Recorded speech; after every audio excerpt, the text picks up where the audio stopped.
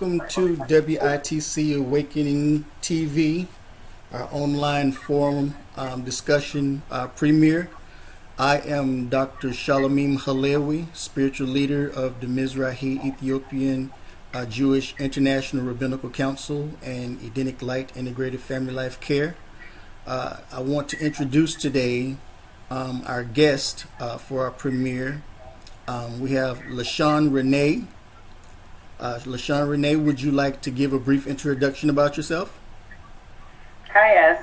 My name is Lashawn Ranay. So I am actively a philanthropist slash entrepreneur. My expertise involve real estate investing, as well as also I'm a law student. So and just a little bit about me, for the most part, not too much. Welcome to the show. Thank you. Thank you. Also, I'd like to introduce Aviv Ben David and his wife, Leilani. If you two like to give yourselves a brief introduction. Shalom to everyone on the message board and you all who will be watching the broadcast. I can't. Can you speak up just a little bit? Yes, this is myself and Aviv. My name is Aviv, and this is Leilani, and we are just want to give you our thanks to be this broadcast. Thank you for coming. And I'd like to introduce my beautiful, feisty Isha wife, Shomer HaLahawi.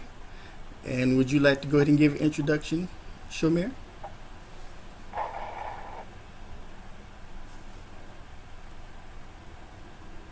Take your mic off. Turn your mic on. See, I was talking to myself just then. It's all right.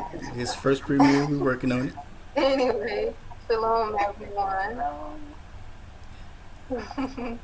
Yes, I am Shomer HaLahawi, Dr. HaLahawi's Isha, and I'm just happy to be here.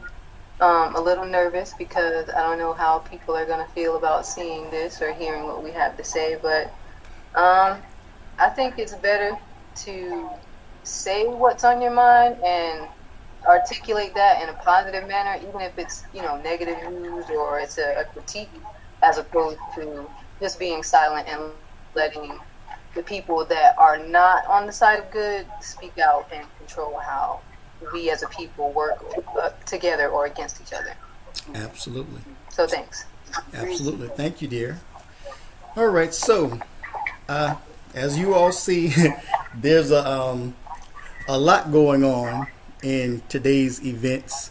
And of course, I had planned this months ahead of time to actually premiere this broadcasting on the Feast of Shavuot, because today starts the Jewish Feast of Shavuot and everything. I had a completely different agenda that I was going to start the forum on. It was actually going to be theological based, and it was going to be a completely different audience. But last week, I decided I was going to switch it up because of the chaos. And of course, what I see is the predictable stoking of racial flames by the media, because this is an election year.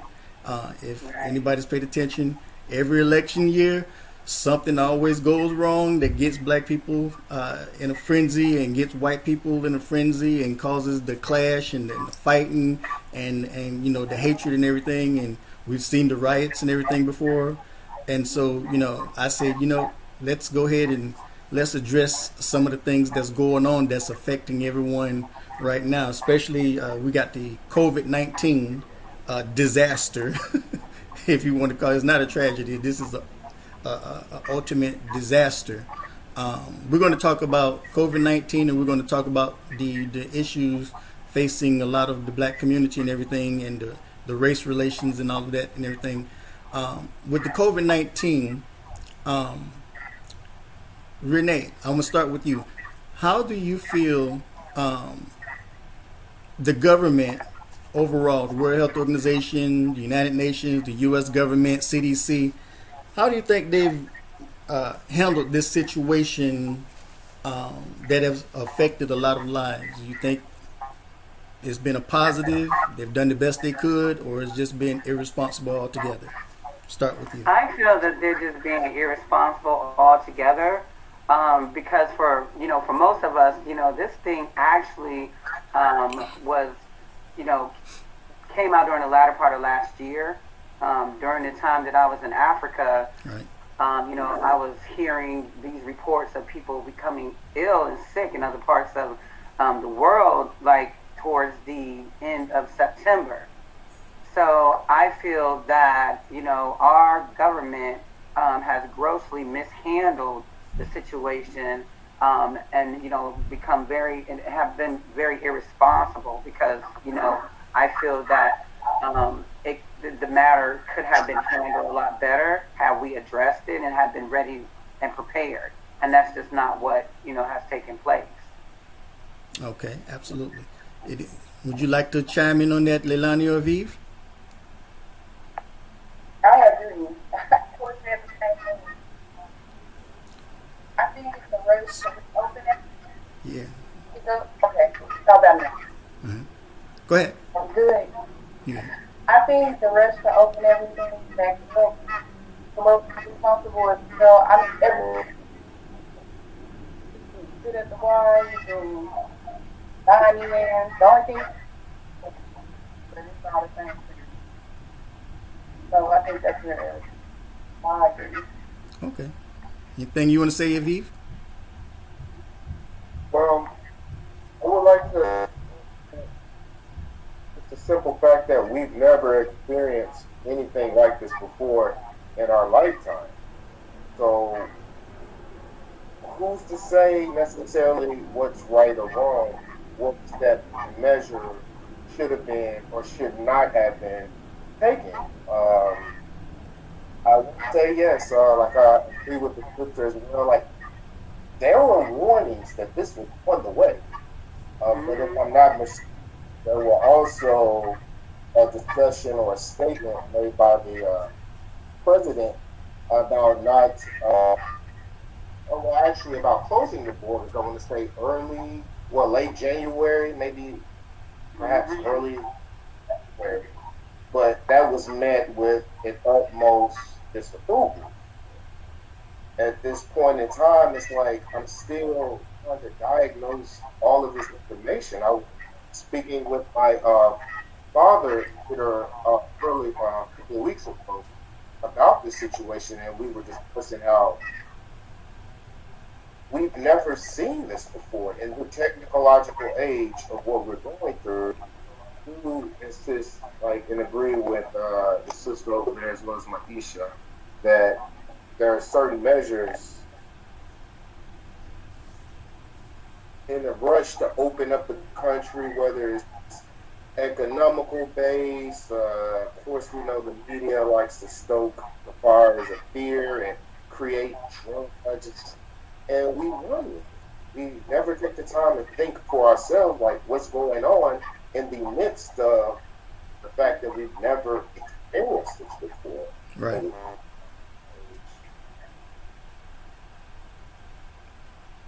I agree, absolutely. What is your take on it, Shomer? Well, I definitely, and I guess just to add on to what Brother Aviv said, I actually agree, with that.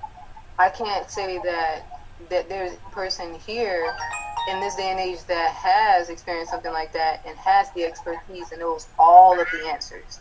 I think that as a people, it should take a group effort. And while there are certain responsibilities that I think the government has in protecting the country and making sure that we all, come together or try to keep the economy going, I believe that individuals or as citizens of this country, if we want to not see our family members dying and we want to be able to communicate with our families, then we should focus on what we can do in our homes. We should focus on our families. We should be able to branch out in small areas of our communities to make sure that everyone is, being able to cope with this, because we've never experienced this before. We don't know what type of psychological or physiological things that people are going through by experiencing these traumas, these people dying, they're now with the kids getting sick, and with the media and the over-extensionalization and all of that stuff, it just adds insult to injury. And I think it's not good. It's not good for the psyche. It's not good for the mother. It's not good for, the companies and the people that actually are there every single day, taking on the front lines. I just went in and I got labs done today, and I had to commend everyone that was there. I saw how people were handling things, and with the amount of control that they have, in these companies, I think that's good, because we still have to, there's still experts out there. We still have to see our doctors. We still have to make sure that we have a good well-being, but at the same time, even if the government says, oh, well, yeah, we can open this up, or we won't open that up, or whatever, as people have individual responsibilities. And with men, of course, in their families, they're the patriarchs, so they have a responsibility to take care of the family in the sense that they make sure protected. We support them in that. The kids, they do their part, and we grow past this. We can't rush back into things and say, oh, well, it's blowing over now, because we don't know that. They haven't figured this illness out, or this outbreak out enough for us to say that it's time. But even if they have opened everything up, so what? We're home. We're taking care of our families. We're putting it back in the family. That's how it should be. We should be taking care of each other, and we should be looking to help out each other and keeping each other safe. So if I gotta stay home, or if we have to take turns, who's gonna go out this day or this week, and who's gonna go out the next? Who's gonna play with the kids in the yard, or are we gonna make up this new fun game? Who cares? That's for us to decide. And if there are people that just need to go out because they have to have a job and they have to get certain things, we understand that. But you can't blame just the government because of how things are going. But you can't just blame, people for being irresponsible, because even though the economy has opened up here in Georgia, there are not that many people that are going out. There are still people getting infected, and they're still trying to figure out how, especially even with people that have never even left their residence or their neighborhood. So, we haven't all experienced it. We got to take it one step at a time, play it by ear, but be together instead of trying to make a divide or separation or further problems that we don't need. Absolutely. I think United States, the last, I guess, known big global pandemic that was even remotely close to this was the Spanish flu. And then, of course, in 2014, we did have the Ebola scare. And the way the Ebola spreads, you would have thought that the minute it hit and affected several people in the United States, that it was a done deal. But somehow it did not operate the exact same way it operates in African villages and on the African continent. And of course, everybody knows I have a background in both Western medicine and Eastern medicine as an integrated physician. And of course, I have affiliations with the United Nations Department of Economical and Social Affairs, as well as the United Nations Global Compact. And of course, I have affiliations with the World Health Organization. And I'm a part of the American Association of Public Health. And total chaos ensued and there was a lot of infighting, to the point that I actually literally dropped myself out of the debate and the war, because it was one side saying one thing, another side saying another, and they're still fighting even right now. They got into a fight recently over the proper usage of masks and everything. So, and what I think this virus did is expose what has been known for the longest around the whole world, the fallacy of the supremacy of Western medicine. It actually proved that Western medicine and the exceptionalism of America is mostly a myth and everything. And that is not to say that Western medicine is not useful, but Western medicine is severely flawed. Western medicine is severely lacking, and the reason why it's lacking is because Western medicine is built on the age-old, outdated superiority complex syndrome, where we are better than you in medicine, just like we've been better than you around the world in economics. We've been better than you at one time in race. Our race has been better than you. Everything about Western culture has always been, we're better than you, therefore we don't need you, and therefore we're not going to listen to anyone we deem to be inferior, even when nations like the Asiatic nations like China and Japan and Taiwan, where you have acupuncture or and Oriental medicine. And I have a background in acupuncture and Oriental medicine. I don't really care about for acupuncture, but I have a background in Chinese internal medicine, which is Oriental medicine. And the biggest difference between Chinese medicine, Asiatic medicine, and Western medicine is that Chinese medicine knows how to treat and cure viruses and bacteria, whereas Western medicine has no clue how to treat viruses at all. If you get a viral infection, no matter what it is and everything, the only thing they can offer you is palliative care, and they try to find medicines to stop symptoms. But getting and eradicating the virus, with all the medical sciences and all the medical training you go through in Western medicine, when you come out as an MD, you have zero clue how to cure a virus and everything. And that's why when this hit and everything, I talked to some of the local Atlanta doctors that I knew personally, and they were scared as hell. They were scared because they honestly did not know what to do. They were completely unprepared and everything, because here it is, a virus that is out of control. You can't see it, and the way it's spreading, it's not spreading like a normal virus. And that's going to get into my next question before I jump ahead. Where do you think this virus originated? Did it originate in nature, human responsibility as far as their diet and culture, or was this made in a lab? What do you say, Lashawn Ranay? Oh my goodness. I mean, there's so many different speculations in regards to it. Honestly, I feel that it was just a manipulation of nature. Okay. Individuals playing quote unquote the mad scientists, decided that they wanted to, test a certain animal, decided that they, for whatever reason, wanted to create this, super gene or virus that it was, and it backfired on them. I honestly, and Dr. Shalomim, where I stand with this, I felt that it was a chemical, I feel that it was a quote unquote device for war. Okay. Weaponization. I Okay. feel that's what it was, honestly. Okay. Anything you want to say, Aviv or Leilani?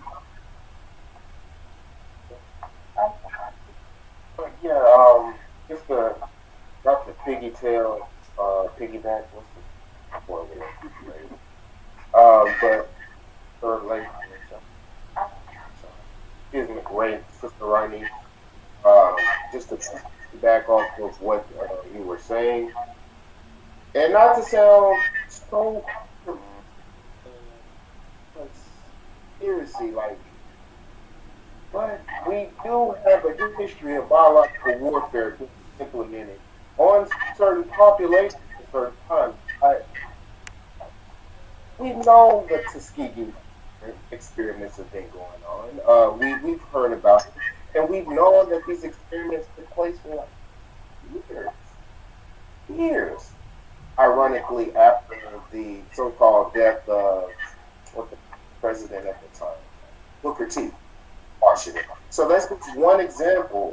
The Native Americans and the blankets and the spread of polio and everything like that. There's been speculations that they conspired to use that as a as another means of warfare to actually have strong inclinations that it originated in a virology lab in Wuhan, China, maybe some French-Canadian scientists in connection with some Asians as well. And then we hear about this marketplace, this bazaar in Wuhan. This is seemed like the picture of Google, like it's a huge marketplace. So it actually makes sense, even though I do not necessarily live to conspiracies and things of that nature, but it seems possible, should I say. Even though I don't have all the information, let it be known right here, I am not an expert in the situation, diagnosis, or the nature. And like we were just speaking about, like, we've never seen this. This virus has been able to how it's been mutating.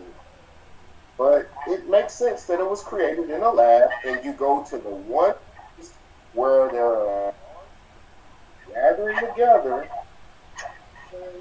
to a test data set. Okay, absolutely. I know you, of course, my wife, of course, she, if anybody knows my thoughts and my frustration and everything with this, she would be the one to know. So go ahead, you may speak, dear. What do you think? Well, I was actually going to just let you speak for the both of us, because, Right. You're a doctor and you do a lot more research than I do, but as far as like things that I've heard,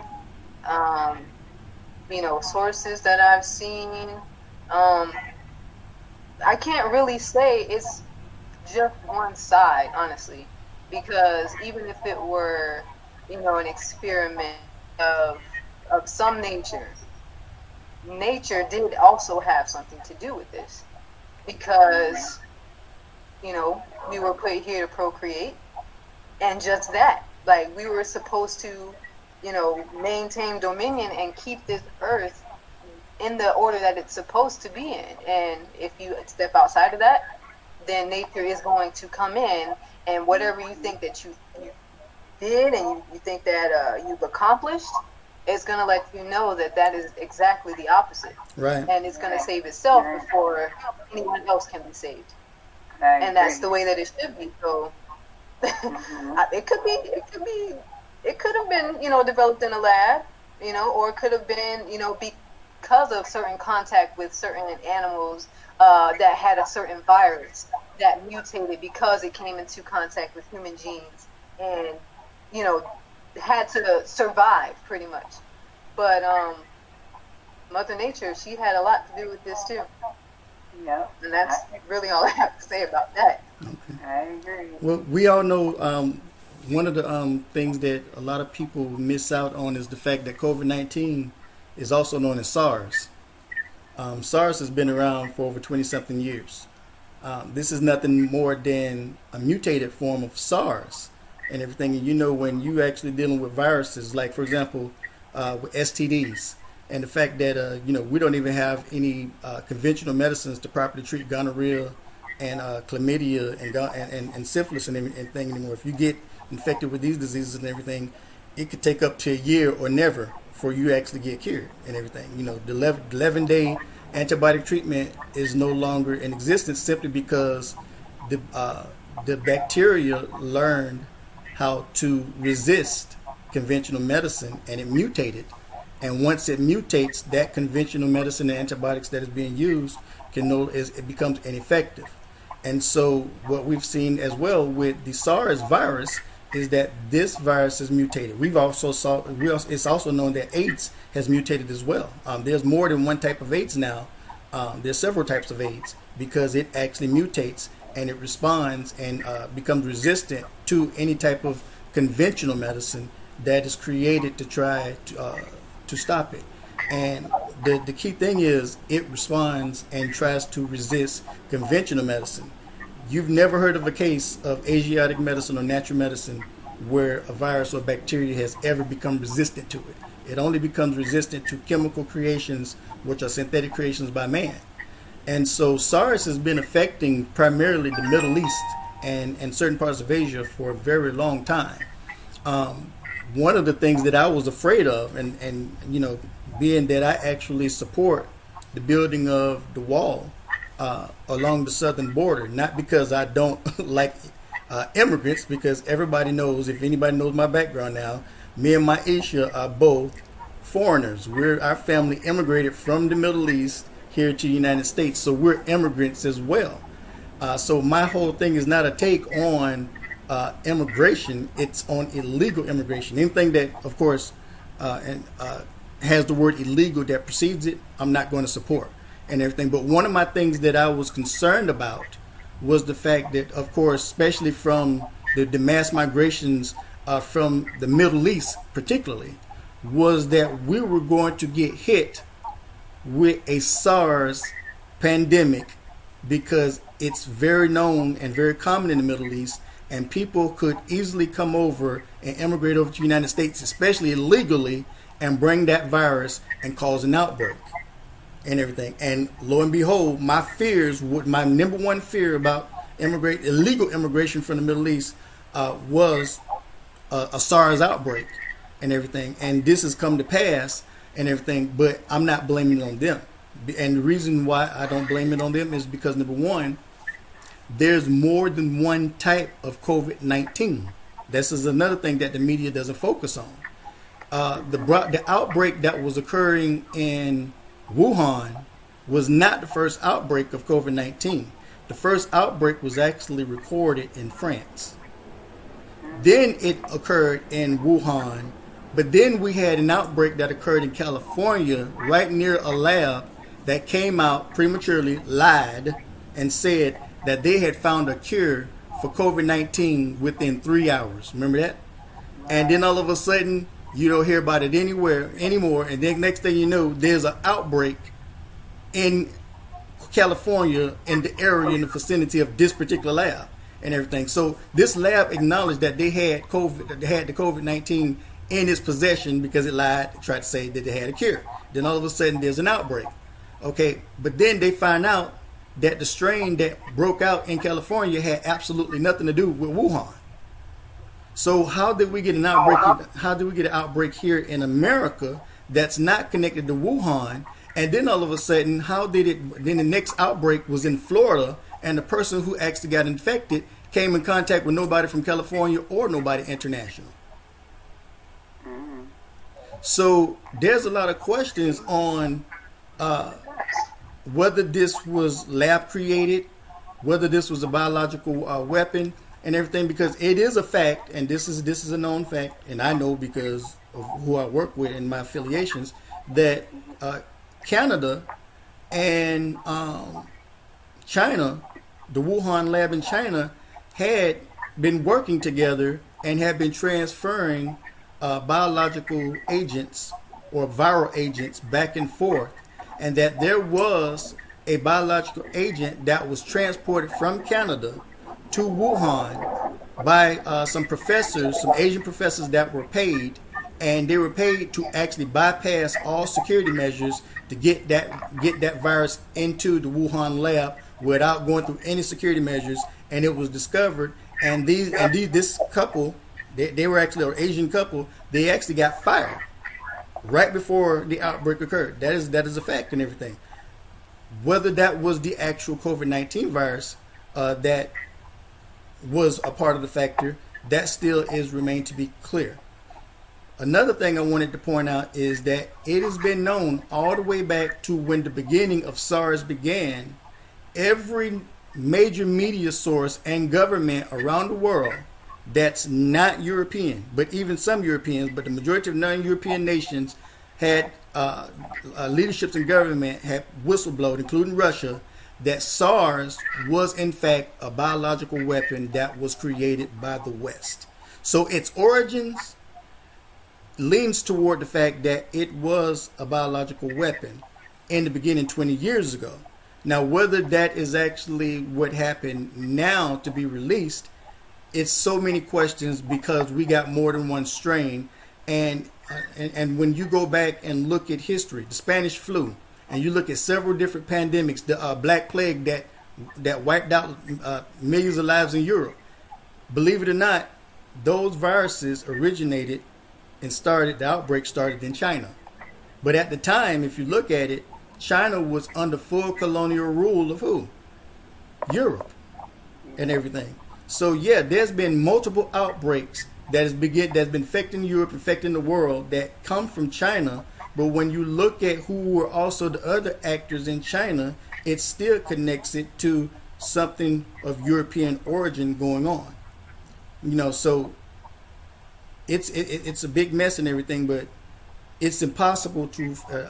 I support President Trump, but I do not agree with his assessment of calling it the Wuhan virus or the Chinese virus, which I think is a little disrespectful and everything. Simply because we have a virus strain in the United States have nothing to do with them, and we also know that they've proven that there's a strain that was in France before Wuhan.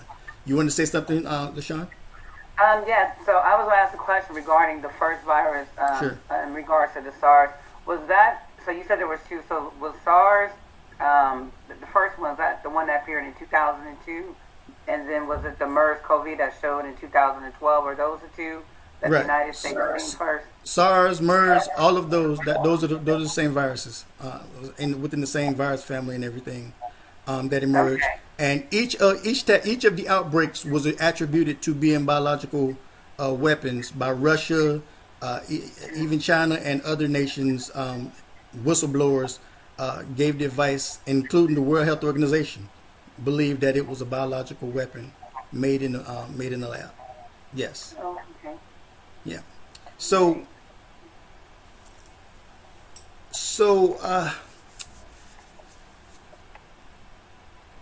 let's see.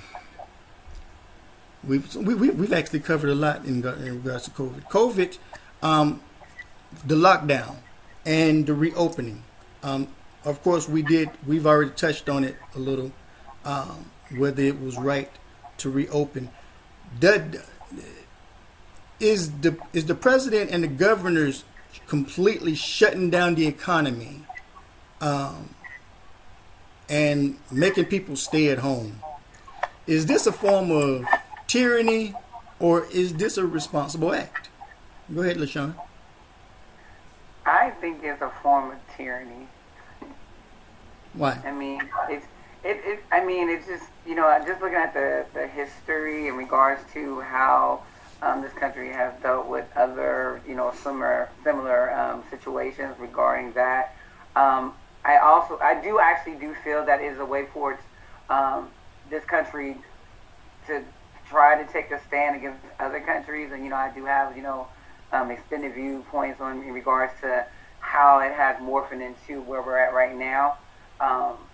Just with some other dealings, with other countries and so forth like that. But the most important thing is that, I hate that it's affecting the American people and people in general, because we're the ones that are ultimately going to pay for it at the end of the day. Whether, because our lives are being affected by way of, whether it's being unemployed, not being able to carry on or be afforded the daily so-called luxuries of life that we have.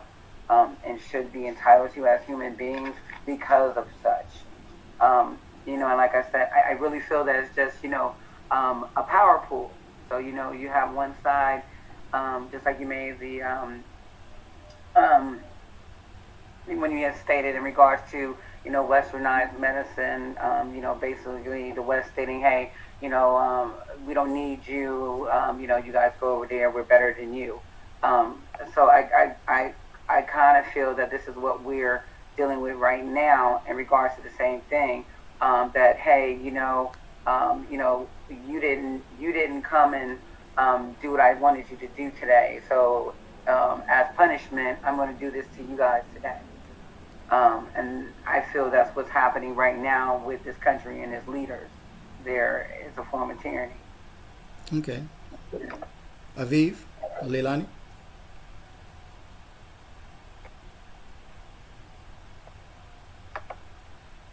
I feel that it's responsible, in my opinion, giving the information that we do know from the mainstream media, I feel that it's responsible in terms of public health and safety. Extreme, yes, but like we've all been saying, never dealt with something of this magnitude in this age. Like, we heard stories about like the Spanish flu, was it Asian flu in 1918, but we don't know. But what, like, in given the information that Rabbi just presented regarding some of the sources in regards to, hey, it originated first in France, not China.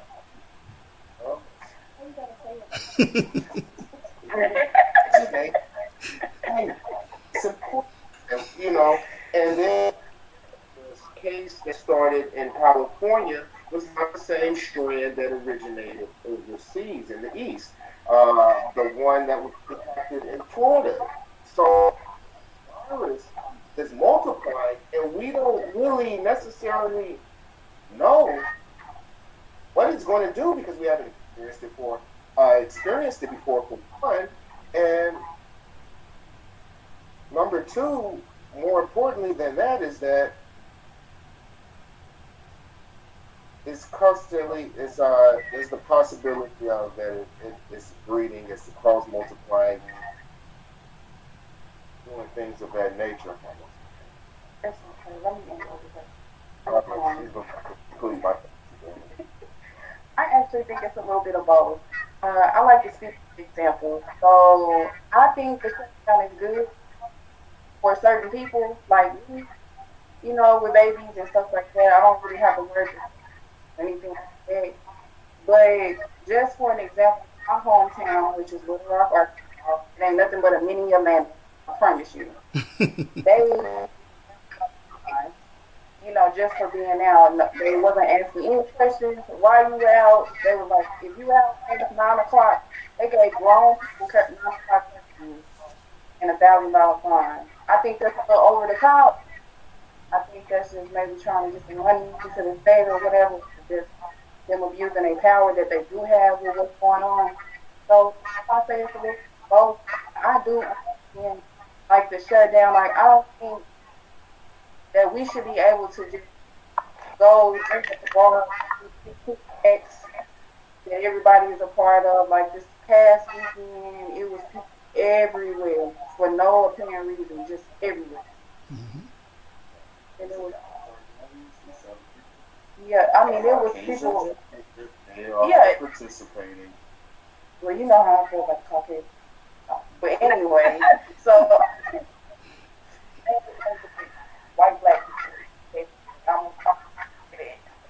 they all got the same traits, they all out of control. It was out of control. It was really out of control. I can send you some videos later, but Yeah, these were too much. Yeah, a great response. Like, I'm LeBron. We're going to open up the casinos, which are allowed to stay open till 12, but everybody else needs to be in the house by 9. Yeah. unless you at the house. For an essential work. But I also, I know I've heard about the $1,000 fines, which is true in my hometown. I'm myself, by the way, about 40, a little town, about 45, 50,000. Very small town. That's where the first case was. That's where the first case was in Jefferson County. But even with that, you need to be specific. Where was the outbreaks? Everybody knows, or follow national news, or hear things. They know about my hometown. It's like they know about the things that go on, or as violence in that small corner. But we also have to take in consideration that there are also like 5 penitentiaries there. So there's like 5 penitentiaries down in Jefferson County, Arkansas. Like 5 penitentiaries. We are the county seat. We're like the largest town. So when they do get out of prison, where do you think they're going to go? And that's a slight response to the violence. But in just to be fair and balanced, to pick up where I left off in regards to the $1,000 fines and everything like that, I understand that people were locked up in the house and they want to socialize. I'm not as social. I've been practicing social distance pretty much my whole life, unless I'm called out to be out there in the front. That's just not my scene. I'd rather be in the background. But if you're going to the park, even though you're in the safety of your car, so they say, you're flooding the park like in black towns. The big road, democratic black towns have been hit hard by this COVID. Conspiracy, I don't know. Like I said, I don't have all the answers when it comes to things of that nature, but at the same time, you do have to be fair and balanced. I know for a fact, in my hometown, people were just being careless. Yeah. And that may have resulted in certain things. I can tell you where we are located now in since this outbreak has occurred, the populations, I don't even know if the bars even, the restaurants really open yet. They are fully functional. The only thing, the only House party. When it first took place, I was driving and I would see cars lined up in the street. They looking at me like, smell if you drive through the street. I see us having a good family reunion, and so it was negligence on both parts, to be fair and balanced. So tyranny, and as far as the fines and the raise up, stuff like that, in my opinion, there could be some truth to that. But get back with what we've experienced, and we, as of yet to this day, and the experts are projecting that the second wave may come. Who knows? It may multiply times 6. Yeah, you want to open up the casinos. You want to open up the bars. You want to open up the restaurants and places where people can gather together, making it more susceptible to the virus. It just doesn't make sense in my opinion. Okay. Shomer, would you like to expound? Yeah. Yes. I think everyone made, some nice valid points. The way that I see it, I believe that the decision that the government has made to shut down the economy, or do the quarantine, I think it's good, and I think it's responsible, because you don't want a virus that you know nothing about or very little about that it seems to keep changing. You don't want that to spread and make the numbers go up, because if you know anything about multiplication or molecular fission, just one person touching another person can infect multiple people, not just that other person that they touched, or breathed on or sneezed on. And then everybody's not hygienic. That's the truth. Some people have different views about health than others. So I think it's very responsible for us to be home. And when you think about the fines, if you want to go out your house knowing you don't have a job and pay $1,000 fine because you want it to be rebellious, that's on you. That's not tyranny, in my opinion. But as far as I can't really say exactly I don't know what to say about the bars opening up and certain venues that are for adults and people that have fun and enjoy the luxurious lifestyles that they had before this pandemic. But some people, they have their own arguments about that. Like for the people in Texas, they don't have a state tax because their bars, when people go to bars and they buy their beers and things, that covers that. So I can understand how they would feel that it would be better to open it up, and they would. But they're going through what they need to, just like other people in other communities. They're trying to figure it out with the professionals, with the experts. What can we do in order to make this doable for us, but at the same time keep everyone safe? It's going to be kind of hard because when people get drunk, they don't they don't really think about being responsible, or it's the inhibitions are off in their brain. But does that mean along with the social distancing? What are they going to do, about pouring the taps? And are they going to, the things that they have to worry about as far as, just putting up the new materials and the guards and making sure that everyone has masks, and the bartenders or whoever are being responsible so that if someone got out of line, then they have the proper tools, the security or whatever, to deal with that so that it doesn't cause any problems. But at the same time, is it worth it, I mean, for everyone to open up the bars to keep the tax away, or does everybody chip in and pay the extra tax because, they need to lay off the lien for a minute? I don't know. But it's definitely responsible. And there's nothing anyone can say to me that would make me change my mind about that.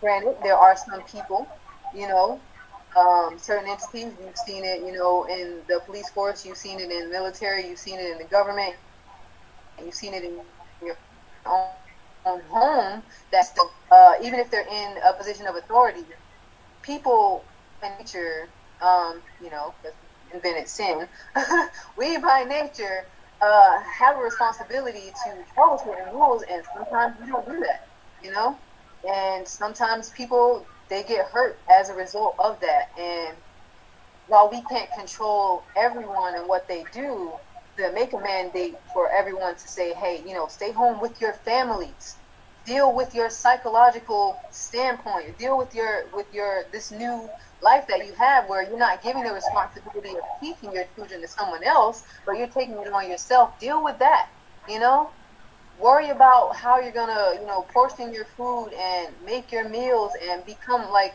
a family together, where you're not tolerating each other because you're in the same home, but you're loving each other and you're with each other and you're doing things that make you happy, instead of turning it to a negative and, just saying, well, the government is just coming down hard. They should, because if they don't, people can get this virus. How many more people, can turn up dead, or how many more viruses or strains of viruses or mutations of this particular virus can come out just because there's that small few, just like we see in the media. There's always that small few that's speaking for the masses, and they have no idea what they're talking about, or they're trying to push their own agenda. There's still that small few of people that are very responsible that can cause a complete and total collapse of the entire system of humanity. So to say you got to stay home with your family for a little while until we figure this out, I think that's a necessary sacrifice. Point blank. Okay. Everyone, welcome Joel Lucas to the forum. Well, Greetings, brother. If you could give us a brief introduction, that'd be awesome. Hi, thank you, Doctor. My name is Joel Lucas. I'm here in the DMV area, U.S. I'm actually in the hotbed right now, right outside of D.C. And one of the things that I'm noticing, just for me, I'm a musician, I'm in accounting and forms of law, but one of the things that I'm honored, first of all, to be here, I'm very honored, because this is something that is almost unprecedented. And I think this is on the ground floor of something that's going to be amazing with these panels and understanding. I don't know, Doctor, if you want me to say anything else, or you want me to go on a topic of what's going on. I want to make sure before I start going on, I can talk sometimes. Well, we're talking about the issues of the coronavirus, and the question was, is the government lockdown, is it essential or is it considered tyranny? Yeah. Really? You see, here's the thing. I think very differently. I think very differently from most people, as I think it's a necessary, well, the term is a necessary evil. I really believe that, because here's the thing. It's just like how you have to get rid of a boil. People have boils underneath their arms, they have boils in undesired spots, but you have to actually isolate that spot and you have to let it bust on its own.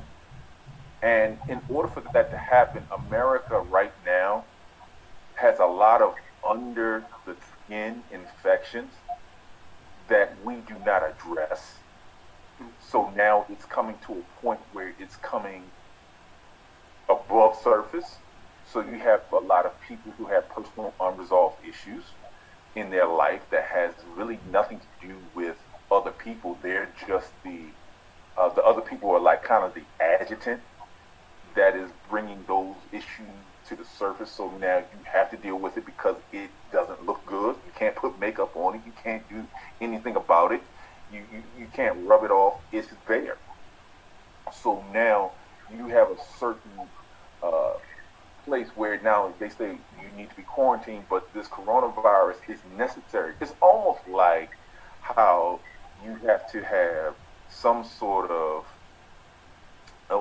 with a splinter. I used to have water blisters and a splinter. If I put my hand on something hot when I was younger, my finger would have water blisters where it would actually come to the surface and pop. My grandmother would take a sterile, she would sterilize a safety pin, and she would pick it until the water came out. Sometimes you have to do that even with wood splinters. You have to push it out. And right now, the coronavirus is making a lot of people tend to the wound and push out the wood splinters that's up. Push out a lot of things that they don't want to deal with, even though it hurts and it doesn't look good. So now you have people that are losing their minds. Why? Because now they have to sit in solitude and actually deal with situations. Now you have a lot of people, and I'm seeing celebrities, for instance, Will Smith and Jada Pinkett Smith. She said, I don't even know who he is. We've been married for 20 years, and I can't stand him, and it's only been a couple of months. Okay? She said, I don't know who he is. We've been able to cope. Why? Because they've been able to cope by distractions. They've been able to cope by different things that puts a Band-Aid on a situation, but what good is putting a Band-Aid on a hairline fracture on your ankle? It's not going to help. Okay? So now you have a lot of people that have to be forced to deal with things. That's why you're seeing such a surge in divorces and breakups. Why? Because now you have to deal with that person inside, but the real person that you haven't dealt with is not the other person, it's you. Right. So now you have a lot of people who have been affected for years, but now guess what? They have to deal with themselves. Right. You can't put it on nobody else when you've kicked everybody else and pushed everybody else out. Now you have to deal with yourself. So this coronavirus, I do believe it's somewhat engineered by man, and I really believe that on top of that they've done that, but the creator don't waste nothing. It's a necessary thing. Okay. So now you have a lot of people that are forced to deal with things. And now you have people, yes, some people are dying from it, but then you have some people that now you have to live with dying with the infection that was already inside you, and you have to expel it out. So it's necessary in some ways, but I believe also being inside is the best thing that you can do, even with how and I am one that's I'm not a real big believer in public school education. And so with that being said, you kind of have to shut down the schools, I believe, so that people can see what really is valuable and get back to home values versus what they're trying to institutionalize in the kids from a very young age. Right. So now you have it where it should be, where the parents are the chief teachers. The parents are the ones that are instilling the values and not the teachers. I have nothing against teachers, but the teacher shouldn't be the one raising your children. That's right. Right. I'm sure. Okay. So now, a lot of things that I'm seeing, the coronavirus really has been beneficial in several indirect ways. Not that I want anybody to be infected and not be helped. Let me Right. put that disclaimer out there because people like to take sound bites. Of course, right. Okay, but in several indirect ways, how we look at things is how we can actually make it through and actually become better afterwards. The pandemic, and I believe the pandemic is going to be going on for well into 2021. That's just my opinion. I'm not saying it's fact. I'm not saying there's anything going on with that, but I really believe that. I also believe that, while we necessarily go out for food and different things, we have to get away from technology raising us, even as adults, pacifying us for the issues that we will not address. Right. Okay, that's big. I also believe this has been an added adjutant even to the outcry of the riots and looting, because people are already on pins and needles. They think they're in cages. They don't know how to settle within themselves. Right. So it's become worse. And like I said, it's become a hotbed. I'm seeing it in this mid-Atlantic region, and I don't like it.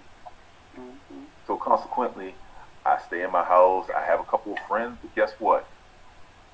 Everybody else, I'll talk to you when I talk to you. Right. I have no time for that. Because now there's people who are literally losing their minds, but guess what? It's giving people excuse to act out the riots and the upset and the upheaval and, what they perceive as, the injustice. I get all that, but then you have to look at how to maneuver through that. So now people have to pull back. You have to pull back from all those external inputs that's trying to infuse into your spirit, into your mind, all the things, and then your emotions get all upset. So, yeah, I have very few people that I talk to. I have very few people that I really converse with. Why? Because so many people are emotionally charged, and it has nothing to do with race. I'm talking to different people who from several ethnic backgrounds. It's not good. Right. It's just not good. Absolutely. So with this coronavirus, it'll pass eventually, but we're the people that have to do it. Absolutely. Brother Viv, did you want to say something?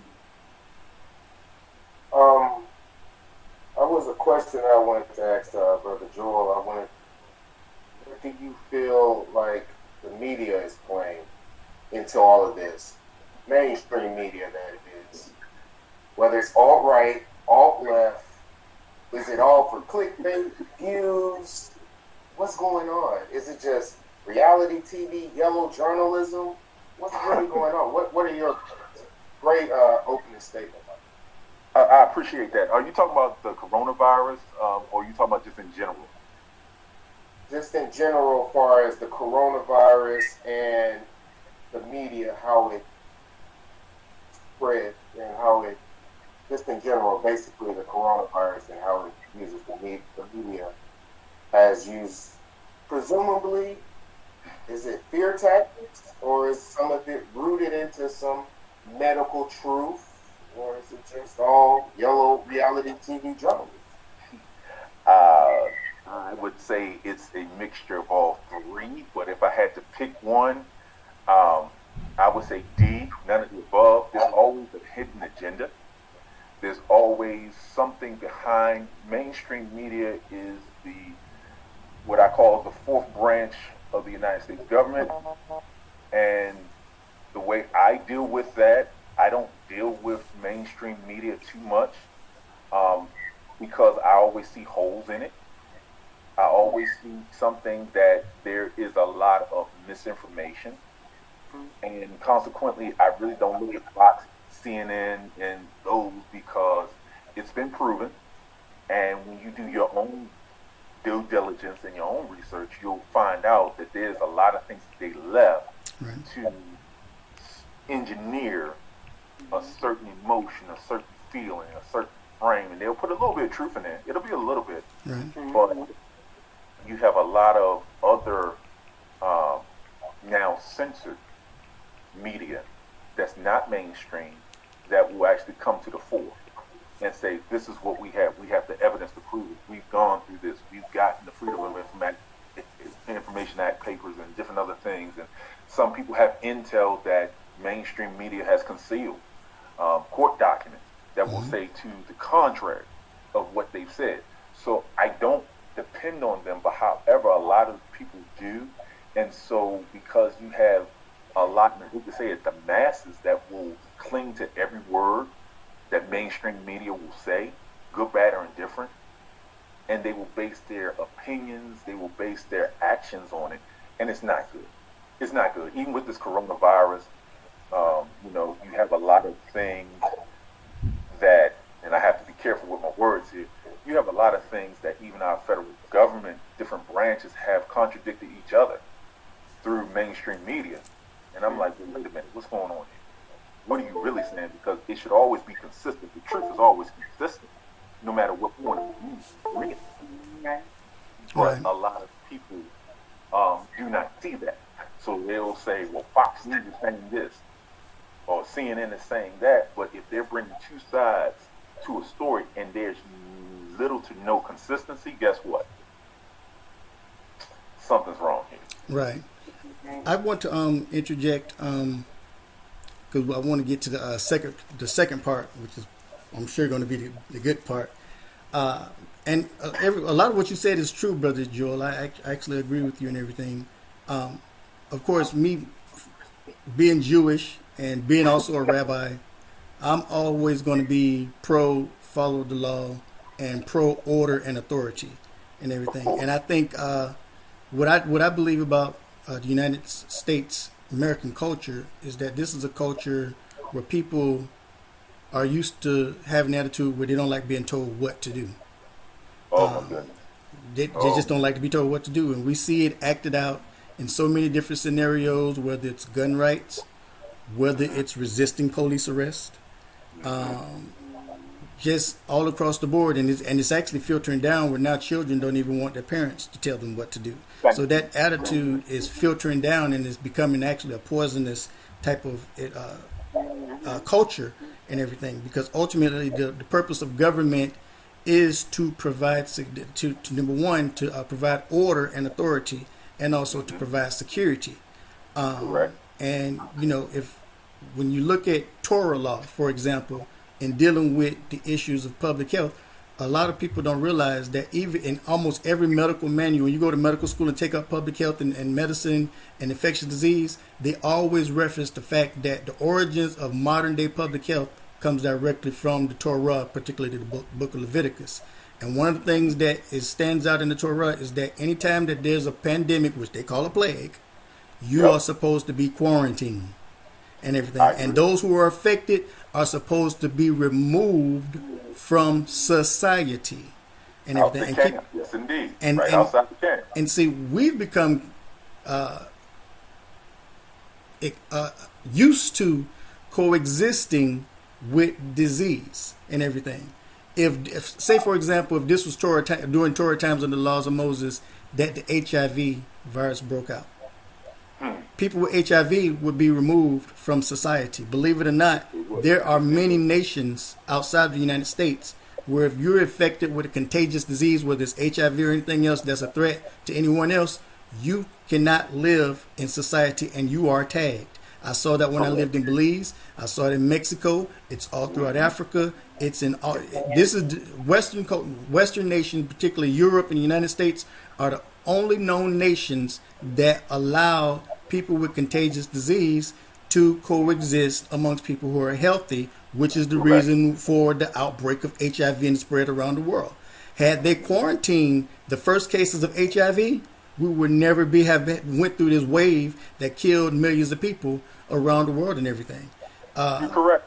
And there's so many examples. Like, for example, the issue with when I did the whistleblowing, that eventually the World Health Organization had to put out a world a warning about the impending global pandemic of antibiotic-resistant STDs, super STDs. And believe it or not, we actually thought that that was going to be what was going to hit 2020 rather than COVID-19, but instead COVID-19 hit. And that doesn't mean that the STD pandemic cannot hit, but the only way a STD pandemic could become a pandemic is because we allow people to coexist with people who are not infected and everything. And so we've actually been desensitized to understanding the importance of quarantine, and then seeing that when somebody get quarantined, somehow they're being mistreated, their human rights and civil rights are being violated, which is not the truth and everything. If you want to talk about human rights and everything, what about the right of other humans who are not infected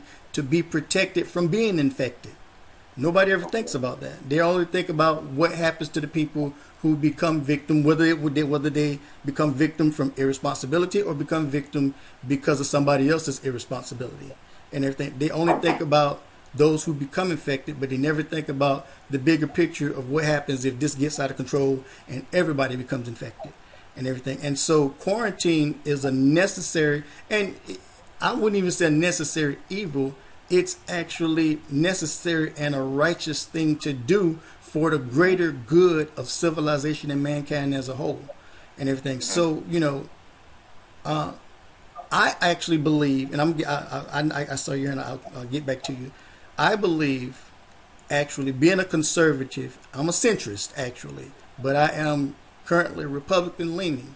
And, of course, I voted and support President Trump in certain things. I don't agree with him and support him in everything. And everybody knows when it comes to foreign policy, I don't support him on anything. That's just the honest truth. Right. I believe that the Republicans and the Conservative Party acted irresponsibly by opening up the economy in the way that they did. The governor of Georgia, bless his poor heart, is incompetent.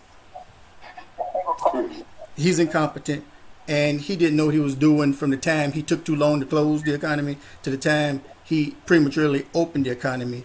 We just saw 700 new cases in 24 hours just the other day here in Georgia and everything. And there is, in fact, a second wave brewing as we speak. It's already hit China again. And China's locked down millions of people again and everything. And now it's getting ready to tear down the continent of Africa again. We've hit 100,000 people here in the United States. And what's damaging, and this is going to take us into the next phase and everything, what's alarming is that up to 70,000 of those cases happen to be African American. Now, before we jump on that, don't jump on it yet. Wait till we come back. I'm going to give you a chance to say what you're going to say, and then we'll come back to that. And I thank you. One of the things that you were talking about when you were saying it was a necessary, righteous thing to do, and people don't realize that being out with the HIV and whatnot amongst society, there's a law in the United States, and they say it's that would be considered a crime against humanity. Right. And people don't realize that when you infect someone, especially if it's intentional or not, that can bring you up on charges. That's right. That's a crime. And a lot of people don't realize it. So where we are now, being quarantined is actually saving some people from being charged with a whole lot of stuff. That's why I tell you, stay inside. Right. And a lot of people don't realize it. It's the laws are set up. If you look at it, okay, you can say, well, they're doing this even though they haven't put martial law into effect. They're asking you and insisting, but if they start bringing charges, you wish you had stayed inside. Right. Absolutely. And so now, again, and another point you brought up, and I just got off the phone with someone who, was like, well, look, I need someone that's going to just say whatever you want, whatever you like. And as a woman, I'm saying, well, no, that ain't going to happen. Because as a man, under the whole entire family unit, He's responsible for everybody. Right. Absolutely. Everybody. So when you have a person that says, nope, we're staying inside, we're staying quarantined, we're doing this, it's not a discussion, but America has become so backwards, and the family unit, whether it's African American, Caucasian, or even some of the other cultures, I'm not saying everybody, but a lot of it, the majority, have gotten out of order. So where the creator came through and said, you know what, we need to shut all this down. Right. That's what's happening now. Right. Truthfully, you know, he's allowed this to happen. He's allowed this plague to come through. I'm seeing a lot of people who have lost their way, but it's slowly coming back. Yeah, absolutely. Absolutely. And you know, let me see how I want to phrase this.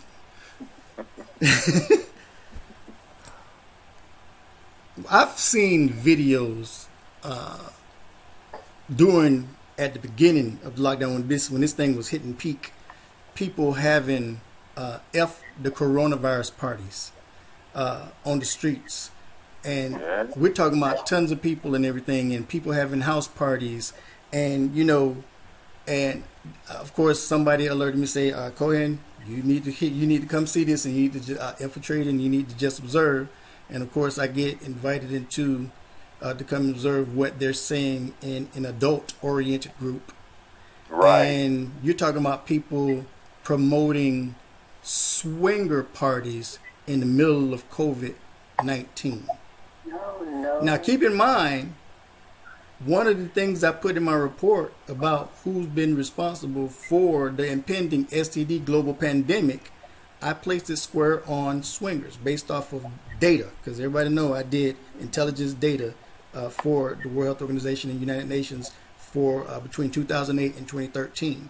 And I documented tracing infected people who were having sex with infected people, who were having sex with infected people. I was able to trace a whole line around the United States, all connected to the same people and everything. And here we are in the midst of this and everything, and you have people who are saying it's a hoax. People are saying it's overblown. People, and then what blew my mind was the fact that it spread rapidly, and what tripped me out is it was the so-called woke hotel people and the conscious community promoting that black people were immune to this, and that it was a virus that was designed to kill only white people.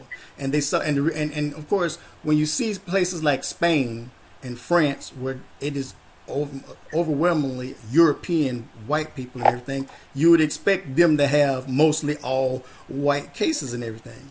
And so then they start putting out false news reports about people being immune in Africa and everything. And of course, I actually was a part of a forum, probably like 50,000 people in the group. And of course, I actually told everybody, I said, look, this is my background, this is my experience, this is my knowledge. I was like, you all are saying this. I was like, if you actually want to know the truth, people of African descent and African Americans are going to get hit the most. Man, I was called Uncle Tom. I was called a sellout. I was called incompetent, a fake doctor. My credentials was false. All the education I have is false and everything. And believe it or not, even I had a falling out with one of my sisters and everything, because she was disseminating information. She actually got bold enough to come out publicly and try to challenge my credentials as a doctor, and saying that black people were actually going to be disproportionately affected and everything. And of course, after the falling out, right afterwards, news reports start showing when it hit Africa, it hit hard.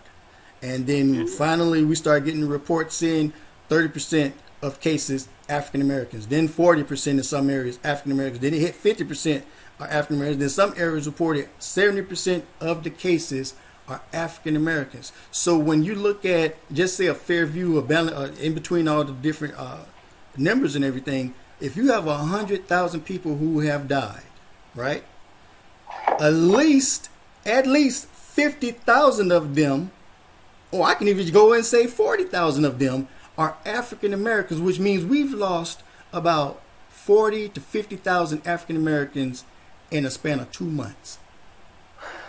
Yeah, I've seen the data.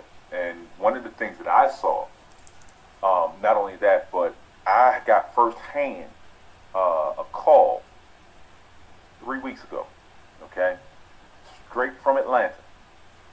And they work for the CDC. And they said one of the things that they had to do even before the pandemic hit, they went, because it was a popular thing for the mansion parties. Okay? The mansion parties were where it was. And they contacted everyone and they said it was law that anybody, any promoter or any owner of the mansion parties, if they were caught renting out to anybody for a mass party of any kind, this includes swinger parties, sex parties, whatever you want, because again, you're talking about not only that virus, the pandemic, but you're also talking about the STDs, which actually induces the virus quicker and can kill people much quicker. Right. Okay. Compromise the immune system. Exactly. So they said if that's the case, they will prosecute them to the fullest extent of the law, and they had to shut them down because then it was STDs, like you said, the F coronavirus parties, that was in there too. And then on the third thing, they said the FBI came and they found out there were so many rape cases. So they said, now we have no choice but to shut everything down. That's why Atlanta's been pretty quiet with the party scene. Not with the coronavirus, because they were going to be rebellious, but now this is what's going on. Because, and as a matter of fact, there's been several cases where there's been date rape drugs, so now you have another part in addition to the coronavirus. So now you have all these things mixed into one to spread not only diseases, not only you have crimes against humanity, but now you also have chemical imbalances and people don't even know who raped them. So you're getting away with so many things and so many crimes. They had no choice. And it, sadly, again, as you said, it came from the African American community with the thing. So this is the question. This African American community being hit the most in the United States, and I've heard the liberal left's narrative, I've heard the right. Is this the case of racism? Is this African Americans' fault and their own responsibility for why the numbers, or is it the government's fault? Lashawn Ranay, you go first. I don't think that it's the government's fault. I think, again, it goes back to all being responsible, and then also looking at, in regards to, with the spread of the virus itself. And, case in point, like, we look at what was going on in Chicago, because I believe that these FU Corona parties there in Chicago had a lot of them that, that was, that they were participating in. And, when we actually look at the rate, I think like back in, I want to say, if I'm not mistaken, I think April, in regards to the amount of cases that it showed, I believe Chicago was up by, 40%, I believe. Correct me if I'm wrong. Chicago had up to 70. I'm sorry. Chicago had up to 70 in some areas. Yeah, up to 70%. Yeah, I think by March they were already at 40%, and right. then it it rose up because of such. So just them not blacks in America not taking it seriously. What's not going to happen to me? Like you said, they came out with the cases like, okay, well, we can't be infected. We're not going to catch it. But yeah, it was like, to be exact, it was 28% of like 16,422 confirmed cases during that time, which was 43% of that state, which was 500, that led to 528 deaths. So, and then, I believe there was like other studies that published like on April the 8th in the U.S. Centers for Disease Control, the Prevention for Morbidity and Mortality Week, of the hospitalizations for COVID-19 during that time, across 14 states from March 1st to the 30th. The race data which was available was for 580 of 1,482 patients revealed that they were African Americans, and they accounted for 33% of the hospitalization, but only 18% of the total population surveyed. Right. So, when you hear those numbers, it's like alarming. It's like, okay, clearly, our people are not taking it serious here in the United States, as opposed to them not being, infected with such. And then we also got to look at the amount of African Americans that also, work in, the jobs that that some of us have. 30, I want to say 30%, yes, that's to be exact. And most of this off the top of my head because I do read a lot, right. and I was a little bit comfortable because I was a little bit nervous earlier. So I got to, listen to everybody talk. So I just got to, fill myself in because I'll start talking a lot. Okay, so for instance, about 30% of employed African Americans work in the education and health services industry.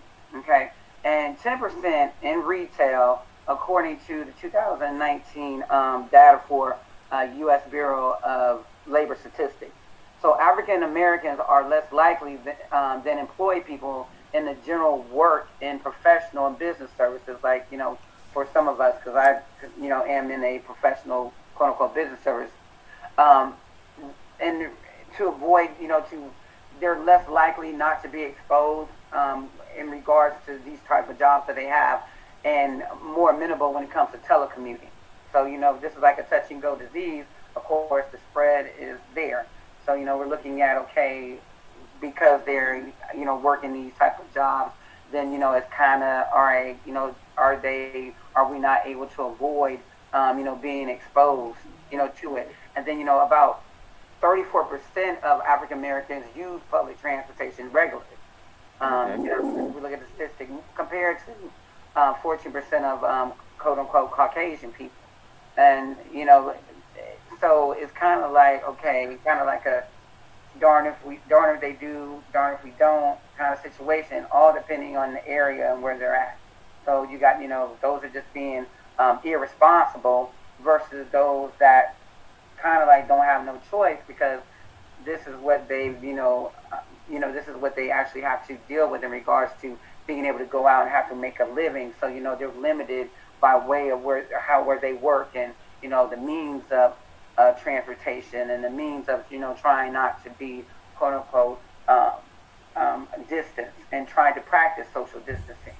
So, it's kind of hard, for, it's just a kind of catch of both sides, irresponsibility, and then what we're dealing with, having to, again, move forward daily and living in life and just trying to make a living and having to be exposed. Okay. What do you say, Brother Aviv and Leilani? I'll think a little bit about Project as well. My sister is a nurse in a prison that has an outbreak. I think they have like 40, and they're still trying to figure out how, and all 40 of the inmates are black. So they're trying to figure out how did they get into prison. So I'm sure it was from one of the essential workers. So that's understandable. But I also witnessed the Little Rock F Corona parade. We had a parade. Yeah, it was like Corona Nick or something like that. And it was a shambles. It was like 30 people just hopped out of the car and jumped on one person. And it shortly after that became a meme. I don't know if y'all come across it or something like that. And the caption was something like the 30 people that was jumping on the one person, they saying they was jumping Corona. Wow. So that's real irresponsible for me. My hometown, because they do stuff like that. But also, we probably will touch on that later. I think all the stuff that's going on in the video with the riots and the looting and all of that, I think that's all it's set up. To get the irresponsible out so they can go, one person gonna be infected. At least one person. And it's just spread. It's gonna go up. That's just how I feel about it. But we'll touch on that when we get to this information I shared there. All right, Viv. Following up on what she said, I totally agree. It just happens. But sometimes through careful planning, through strategic design, it can happen. So if I understand correctly, the question was it the fault of African Americans? Why their communities were hit so hard? No, the question is, being that African Americans have the highest rates of coronavirus disproportionately, is it because of their irresponsibility, racism, or the government's fault?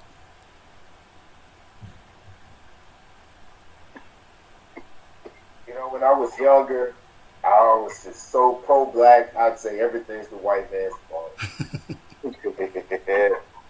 Now that I'm a little much older, a little more mature, a little much more wiser, I like to look at things in certain perspectives. Okay, so Detroit was hit hard. Pretty sure DC was hit hard. I visit those communities. I've seen those apartment complexes. They're like living LA. You walk outside, you got 10 other stories on top of you, for one. You walk outside, and every other day it seems like somebody else is moving in. So, for one, you're already packed in together. Like, we know how packed New York is. You can only pretty much build up. Right. So, we weigh in that consideration. But we also need to address African American behaviors. Like we've several people discussed on this panel. It's not just a conspiracy. There's people out to get you. But I think it's more so the hate that hate produces. It's the hate which hate produces that creates people being, what's the word, like paranoid, think people out to get them. They think that it's always the white man, and I just strongly disagree. I feel like there are certain times that we do have to take in accountability for our actions, and like brother Joel said about as far as protecting the men have a responsibility, and if of making sure their families are protected at all costs. You go ahead and say something. I just want to add one more thing. As far as how African Americans is irresponsible, I don't think any of us really touched on it. But as far as our health, I think that's another thing. I mean, diabetes, hypertension, everything. If they came out and said, "Oh, correct me if I'm wrong," that those conditions are one of the most harmful. And I see it in my own family. Daddy is on, what is it called? Dialysis. Can't leave the house because, that's the reason. My stepmother just survived breast cancer. My sister might be diabetic. And I'm just speaking from my family because I can't speak about no one their health condition. But it's a long line, of just, no one cares, like you can say to a black person, "Oh, I'm going to stop eating meat." Right. "Oh, why you want to do that?" You know what I'm saying? It's like they are shacking you, showing you just because you want to eat healthier, live healthier. And everybody just got this stigma that if you want to eat healthy or you want to go exercise, then you under somebody's command. And no one wants to be under anyone's command. That's just, I just want to bring that in. Okay. Lashawn Ranay? Yeah, I just wanted to add to what Brother Aviv was saying in regards to, the living situations, too, in regards to African Americans in the United States. So, additionally, there's, a high percentage of African Americans. We do live in places that could increase our risk of exposure. So that is very much also a key component in it. The census data report, I believe, was it January 2020. So it showed that only 40% of African Americans own their own home. So that's compared with almost 74% of Caucasian people. So consider, family living in like a crowded inward city apartment, like the brother was saying. And it's kind of like, all right, so, if they live in a congested area, so to say, because that is, if you live in an apartment building to where it's like houses like maybe 80 different other residents, and if say you're on the fourth floor and there's an elevator, it's like you can possibly take an elevator. Can you possibly take the elevator alone? No. So, then they're also exposed. If somebody is infected, then you don't know if the person that got on the elevator with you is carrying the virus, or got off the elevator on the second floor before you got up to the fifth floor on your way down. So that's also, another issue in regards to us being exposed. But that's all I had to say on that. Shomer, would you like to expound? Yeah, I think I can say a couple of things. I mean, you all pretty much covered everything. I think we're all on the same page that it's not the white man that caused African Americans to have higher numbers, so to speak, and so it's not a race thing, and it's not to really say that African Americans are weaker as far as like their genetic makeup, but with the behavior, the culture, or the lack of culture actually, that can actually play a role in how you go about your daily life. So as far as how you clean, or how you deal with your own health, how you take care of your home, or not, or if you're living in a place where it's an apartment building or it's a congested community, do you all band together to sanitize and make sure that everyone is safe?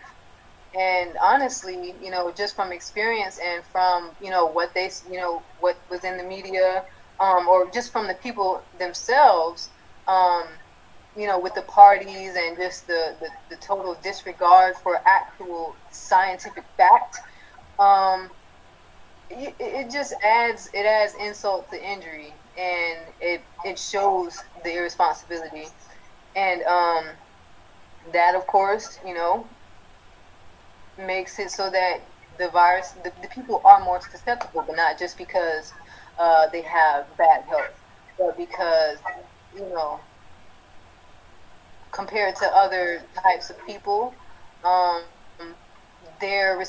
what they call responsibility is different, or lacking than what it is to be actually responsible, as far as just taking care of each other in a way that is for each other. Everyone, not everyone, but a lot of people in the African American community are all about themselves. It's me and only me, what I want, what can I get, things like that. Those things are what matter, more so than what can we do for each other. If I know that I'm sick, am I going to stay home, or am I going to sneeze into my arm, or make sure I keep hand sanitizer and things like that. The money, the spending habits are ridiculous. We go to the stores, we see in certain communities, because sometimes we have to shop around, we see in certain communities everything that is non-essential is gone, but everything that can help make you healthy, or that can keep your home clean, or keep you from getting sick, is still stocked on the shelves. That's completely irresponsible. We got pictures of that. Yeah, we do. I went, like I said earlier, I went to the lab today to get some tests done, and a black guy, an African American guy, whatever you want to call it, he came right in. There's a big sign on the door of the lab that said, "Stop. Do not come in if you don't have a mask. Don't come in if you're having COVID symptoms," and all the stuff that they had on there. But it's a big sign, And he came in. He was like, "Oh, I'm just coming in to drop this off." And they were like, "This is the protocol. You have to go back, get your mask, or you reschedule for another day." And that type of irresponsibility is the exact reason, and to add on to that, I don't think it's a known fact, or I won't dare say that it's a known fact, because I don't want to, be the riff in the whole situation. But a lot of the times, you know, African Americans, they take things that people say for face value as opposed to doing their own research.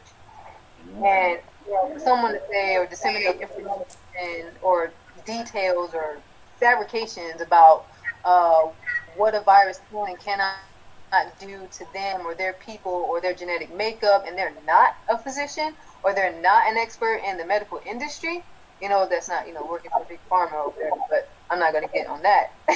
But to take that for face value as opposed to doing your own research or just erring on the side of caution because you'd rather not have to deal with it and keep your family safe as opposed to trying to react to something that you could have prevented. You know, there's the reactions to things in the African American community as opposed to the proactive, you know, behavior, the preventative behavior. I have to see. It's like I have to go through it myself. Like, I don't know if y'all ever heard anyone say that, but I gotta go through it myself. Or I have to make that mistake on my own in order to know. Like, I'd rather do it the hard way as opposed to taking wisdom or knowledge from someone who knows about it and listening to what they say. Oh, well, I gotta wait until half my family is dead just to take this seriously and say, oh, well, you know, now I'm gonna stay inside, or I'm gonna try to do better. Or I'll only, you know, smoke this with this person and hopefully they're going to be responsible enough to not have the virus and smoke with me, when smoking itself is irresponsible and compromises your immune system, just like with the drinking and with the party. So, I mean, even if the government or whoever created, you know, this virus, the fact that the numbers are climbing in such a small percentage of the American population in the African American community, it's very disheartening, I think. And you know, some people would think, well, why would you care about, you know, a race or people that don't care about themselves, that clearly, you know, just want to live the life and do whatever they want to do, or you know, they don't care about getting the virus or spreading the virus. Because I care about humans, you know, I care about everyone else that, you know, has not been exposed or that are healthy or may have a compromised immune system from like a terminal illness or, you know, because, you know, they were born with deficiencies or things like that. I care about those people. Absolutely. And I would us all, like, you know, just stay to ourselves or stay to our families and take care of. We're responsible not only for ourselves, but for our community and for our nation, because it only takes one person, you know, it only takes one contact. And if you can get rid of that, if you can stop that cycle from reciprocating, then why not do that, you know? And that's not a narrative that I think that African Americans want to address, because someone else is always oppressing them, you know, from their perspective. But really, you know, if you have the facts and 1 million people is telling this one person that several billion other people have had this problem and they should not do it, and they decide they want to do it instead, you know, it all comes down to, you know, the irresponsibility and either the lack in culture or the culture, what is the word I'm looking for? Just like, you know how people, they have certain cultures, certain traditions, things that they do, their way of life, like the way of life that they have set as a head, based off of the facts of what we see with the numbers, is conduit to, you know, destruction. And then it's their own fault. And I do understand that there are a lot, you know, of African Americans that are in industries that, you know, are on the front lines. They're teachers, you know, they're nurses, some are doctors and things like that. And some things you just can't control because you are putting yourself in a position to be at risk, so to speak. But, you know, that's why they develop precautions and protocols and things like that. Even if this is something that we've never dealt with, but at the same time, there are more people that are not in those positions that are getting the virus and spreading it and dying from it, and the majority or the gist of it is that it's all rooted in irresponsibility. Okay. I wanted to get Lucas, and I'll come back to you, Lashawn. But Lucas? Really, I mean, a lot has been said. I'll just try to make it as brief as possible. You know, really, it is a choice in a lot of ways. You can say there's something airborne, or even taking a vaccine that you know is not right. You have a choice whether you take that vaccine. You have a choice to go here and there. You have a choice if I'm going to stay healthy. You have a choice. Yeah, there's some things that in the African American community, they've been disadvantaged over the years, and it's a generational type of mentality that has hit. I do not deny that. I also don't deny that there's some things that, yes, ignorance is not bliss, and we've been unaware of that. I don't deny that as well, but there's so much information now to not only get you public assistance, public housing. I think also with the African American community needs to come together more, band together more. And I see so many people who come in from other nations and do so much better than the African American community. They come in, they say, all right, you know, we're going to, according to our heritage, according to our religious beliefs, we're going to eat this way. We're not going to be out doing these things. We're going to keep ourselves clean. We're going to stick to our own kind. And what they do, they come in, families. I've seen them, Hispanics especially, Asians especially. I mean, I can name them all. They come in, get a 1 or 2 bedroom apartment. They work, they get a corner store, they get something that is their own business. They work in shifts. My goodness, they get all their money together and they're able to buy a car and a house in outright cash. Mm-hmm. And they make it better for themselves. They don't, how can I put it? They don't cry a river about the government has been holding me back or continues to hold me back. They found ways. Mm-hmm. I think the African American community needs to do that. Health is no different. We know that if we eat and the dietary laws, according to what is supposed to be right, according to our body, that 95% of all viruses and flu-like symptoms will actually take care of itself. The body will fight it adequately. I also believe that we need to get to a point where we're I see a lot of the Jewish, I see a lot of Pakistan, I see even some of the other cultures come in and have their own schools and have their own communities. Right. That is big. I don't care if you say the inner city is your community. If you treat it like a community, there's certain things that will not be allowed. Right. There were certain things, including viruses, including different types of ailments, because you're taking pride in yourself. Right. You're taking pride with your fellow man. I see, and I'll say this: it's not an insult in any way, but I know a lot of people, quite a few.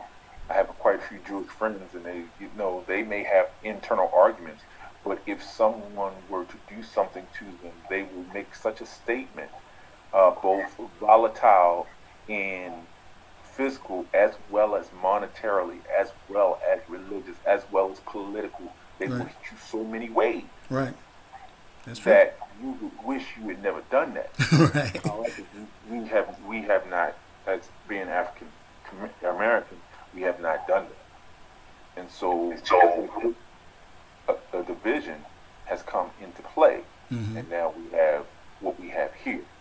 So we're being attacked in so many ways when we should be doing the attacking. Right.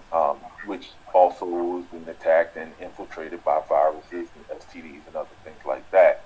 So if you want to look at it from that way, you can make a case for maybe government agencies maybe coming in that way. But other than that, I really believe it's a choice. We choose what we need to do. And I make no excuses or apologies for that. We just have to do better. Absolutely, absolutely. Lashawn Ranay, I'm going to let you talk, and then I'm going to... Yes, okay. So, because one of the things we didn't get a chance to address, so we, basically cover the irresponsibilities of what some African Americans may be, doing that, would be, causing, them to be at a disadvantage. But we didn't get a chance. We didn't address those that have, like, for the ones that want to be responsible. How about the African Americans that have, less access to medical care? Because we have to talk about that. That has to be talked about, especially when those have fallen sick.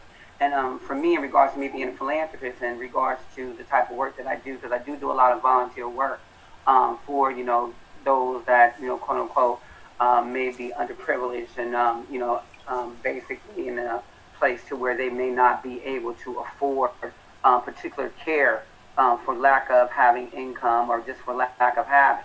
So that there are inequities and access to health care. So, including inadequate health insurance. That's one of the things, because that is an issue with African Americans not being able to have proper care when they get sick. In case in point, with the COVID-19, there has been that's one of the cases that we are facing, and reason why a lot of African Americans are falling, susceptible to death because of them not being able to afford the treatment. And we can look at that in areas, because there's I recently have pulled a report when it came out, like back in December 2009. So there was a report from the Century Foundation. It's like a nonpartisan think tank based in New York and Washington, D.C. Right. And African Americans, it showed that African Americans are still more likely to be uninsured than white Americans, and that African Americans who are insured spend a greater fraction of their income on premiums and out-of-pocket expenses, up to 20%, than the average American, who spends about 11%. So that right there, I mean, that's unfair. And then there's also, to back this up, there's census data that shows that about 20% of African Americans live in poverty, compared to 10% of white Americans, which again, as a result, African Americans have become disproportionately hurt by some state decisions not to expand Medicaid as part of the Affordable Care Act. Okay, expanded Medicaid has been linked to reduced likelihood of death and from cardiovascular disease, because of course we know cardiovascular disease is also one of the diseases that run, high amongst African Americans with hypertension, diabetes, and things of that nature as well. So, there's a reduction in the racial health gap between black and white babies due to such, okay? So a lack of preventative care means that as African Americans, they're more likely than any other racial group in the United States to be hospitalized or re-hospitalized for these type of issues, whether it, again, is diabetes, heart failure, asthma, and also post-surgery complications. And, that's another thing. So, as African Americans, they can be faced with hidden biases in care. And that has been shown and it's proven. For instance, there is an algorithm used to determine which patients should receive access to certain health care programs inadvertently prioritized by white patients or Caucasian patients over African American patients. Okay, so there's researchers that reported back in October 2019 in Science that the disparity arose because the algorithm used healthcare spending as a proxy for need, but African Americans are less likely to be, to go to a doctor. So in part, that may be because African Americans have a long-standing distrust of the medical system, that they don't, trust that they're going to be treated, properly or going to be cared for in the areas in which we would.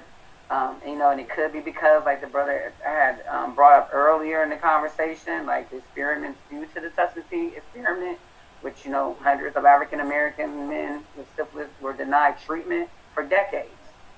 So, because of, biases, another group being biased to wanting to give care and afford them the liberty as all human beings. When we talk about humanity, all human beings should be giving the same fairness to receive, care on all levels, despite, what color, skin color, nationality, creed, and or race, religious, or what have you not. So, these long-standing structural forms of discrimination that African Americans have faced in the United States, they've manifested in what we're seeing with COVID-19 the past couple months in regards to it. And, that was just by way of what another ophthalmologist reported, themselves. And that ophthalmologist, I believe her name is Kiara Kinshaw. She's with the Northwestern Feinberg School of Medicine in Chicago. So, I do a lot of research when I'm dealing with the, reports and so forth like that. I'll read the science journals. I'll read reports by different medical doctors, virologists, and so forth like that in regards to gathering this information. So, I don't want us to, just say, based upon, irresponsibility or, of the African American community is the reason why, they are, suffering. But it also has to do with how this country has structured, care for African Americans as well. Okay. So that's what I'm saying. Okay. My take on it is, of course, I'm almost in 15 years as a healthcare professional, working with public health, both domestic and especially international. And I've dealt with virtually every race and culture on the planet when it comes to healthcare. And of course, I do not agree that racism or racial disparity plays a role in the lack of healthcare, the quality of healthcare that African Americans receive, nor do I believe that racism plays a role in the current issue with the loss of life amongst African Americans with the COVID-19. I actually believe it or not, I believe that it's both self-responsibility of irresponsibility on the African American community, as well as I blame the United States government. But I don't blame the United States government from a racist perspective. I blame the United States government from what I said earlier during the beginning of the broadcast, in that the United States government they have made their medical system so superior and everything, and have looked at other nations and other civilizations' health systems as being inferior, to the point that they don't work with these other systems. And now it's American medical system has become an isolated system, which has made that system a vulnerable system of not being able to provide the total quality of care that is essential to all Americans. Like, for example, if United States, if U.S. medicine, Western medicine, allopathic medicine integrated itself with Asiatic medicine, like Oriental medicine, Ayurvedic medicine, you would have a significant improvement in the quality of care and the quality of life of all Americans in the United States. So when I put the blame on the United States, it's because of their inadequate medical system, not racism. Now, the reason why I actually place the responsibility on African Americans is because, of course, the liberal left, and I have to say it, has been pushing down the throats of the African American community a frame of thought that prevents them from being able to get over the 1930, 1950, 1960s, and 1970s era.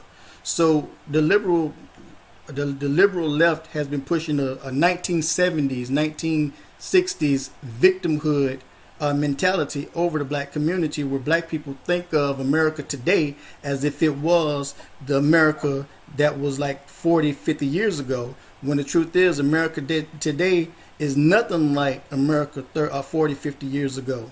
And so when you're talking about, back in 40, 50 years ago,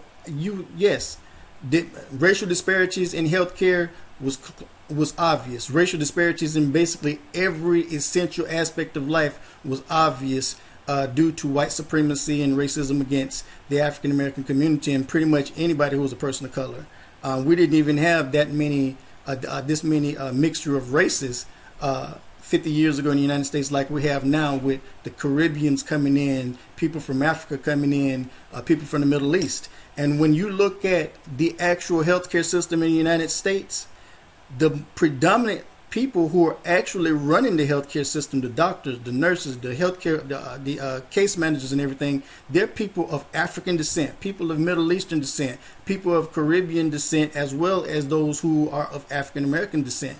And so actually, there is a significant amount of people of color playing a role in the healthcare system, in running it and everything. And so you don't hear, once again, you don't hear Caribbeans complain about health disparities in the system. You don't hear people from the Middle East, and you don't hear Africans complain about that when they come over here. You only hear African Americans keep saying that it's due to racial disparities and everything. And that's why they don't really associate with people of color who are foreign, because many of us don't fit their narrative that they would want, that the liberal left wants to push on society and on the world about racial disparities.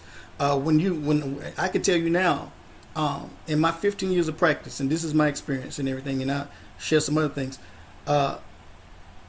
about 15% of my patients are African American.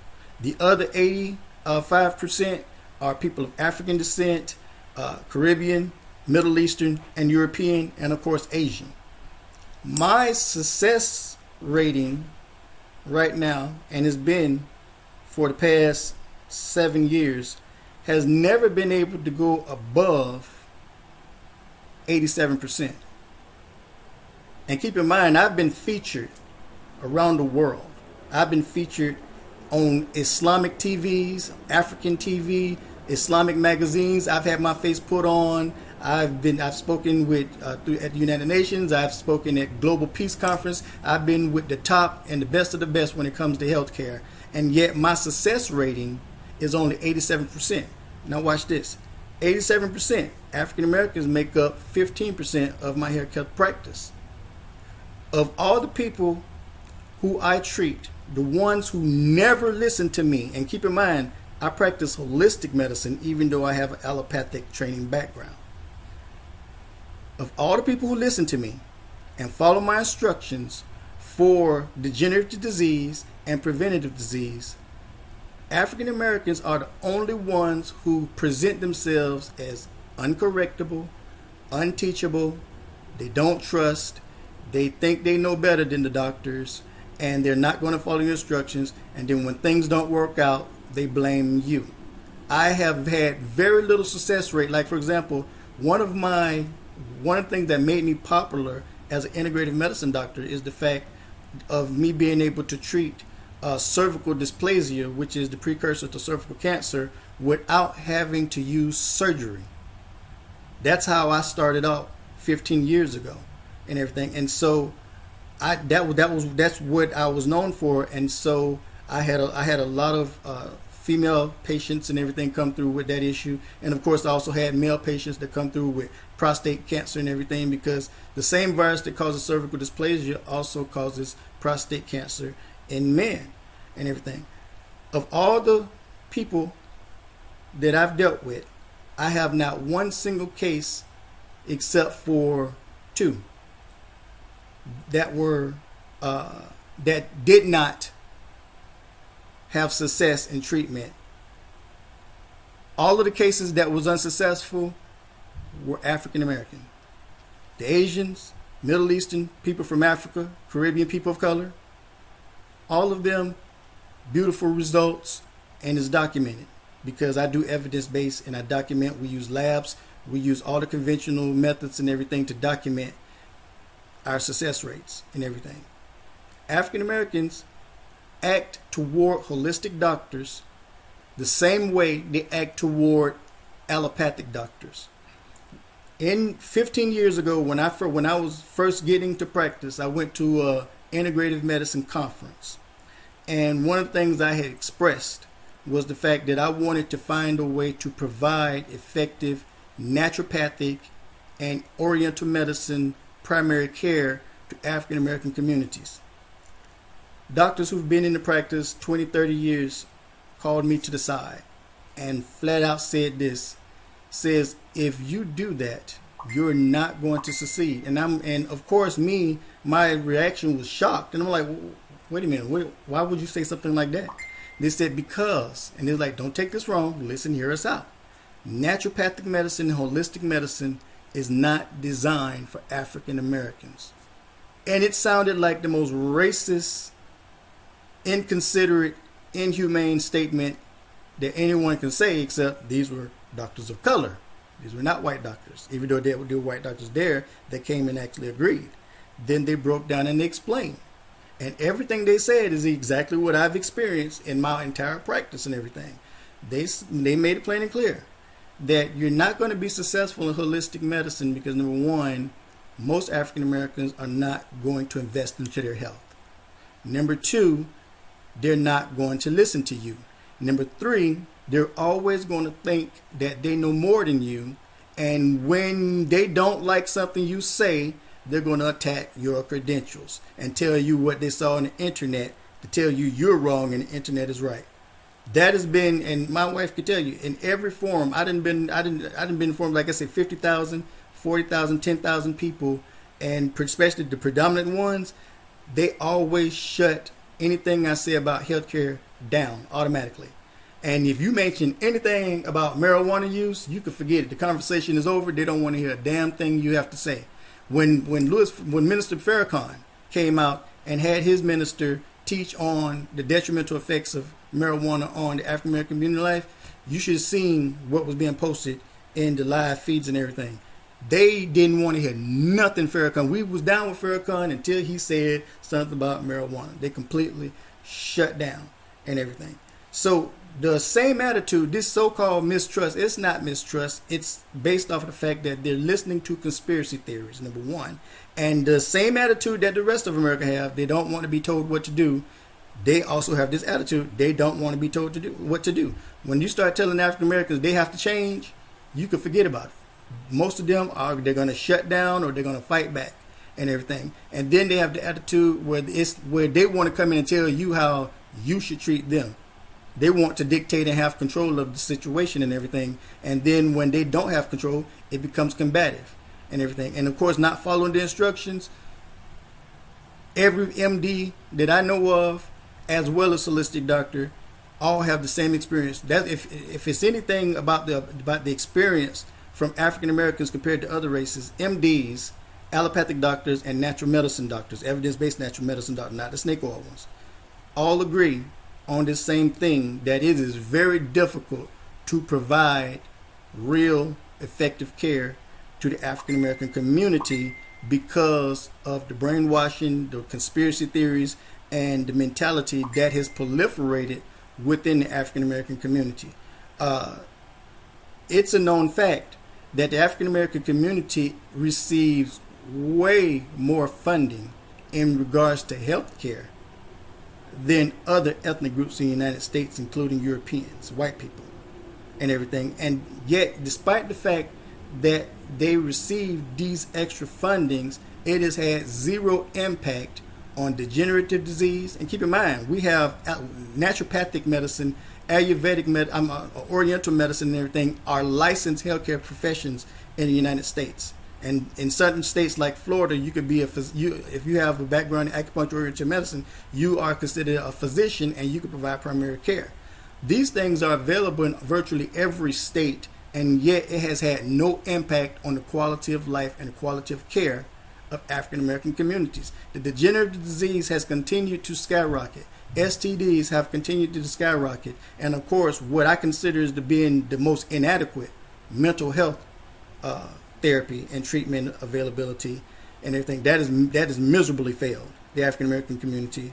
But the mental health epidemic in African American communities, that is out of control to the point that so many are suffering from mental health disparity that it is actually considered normal, because a person with mental health problems in the African American community may actually know all their friends, all their family, and everybody that are around. All of them have mental health disparities and issues that have never been treated. And so when you take a bunch of people who all they know is other people who have the same problem as themselves, it becomes normalized, and then it becomes protected.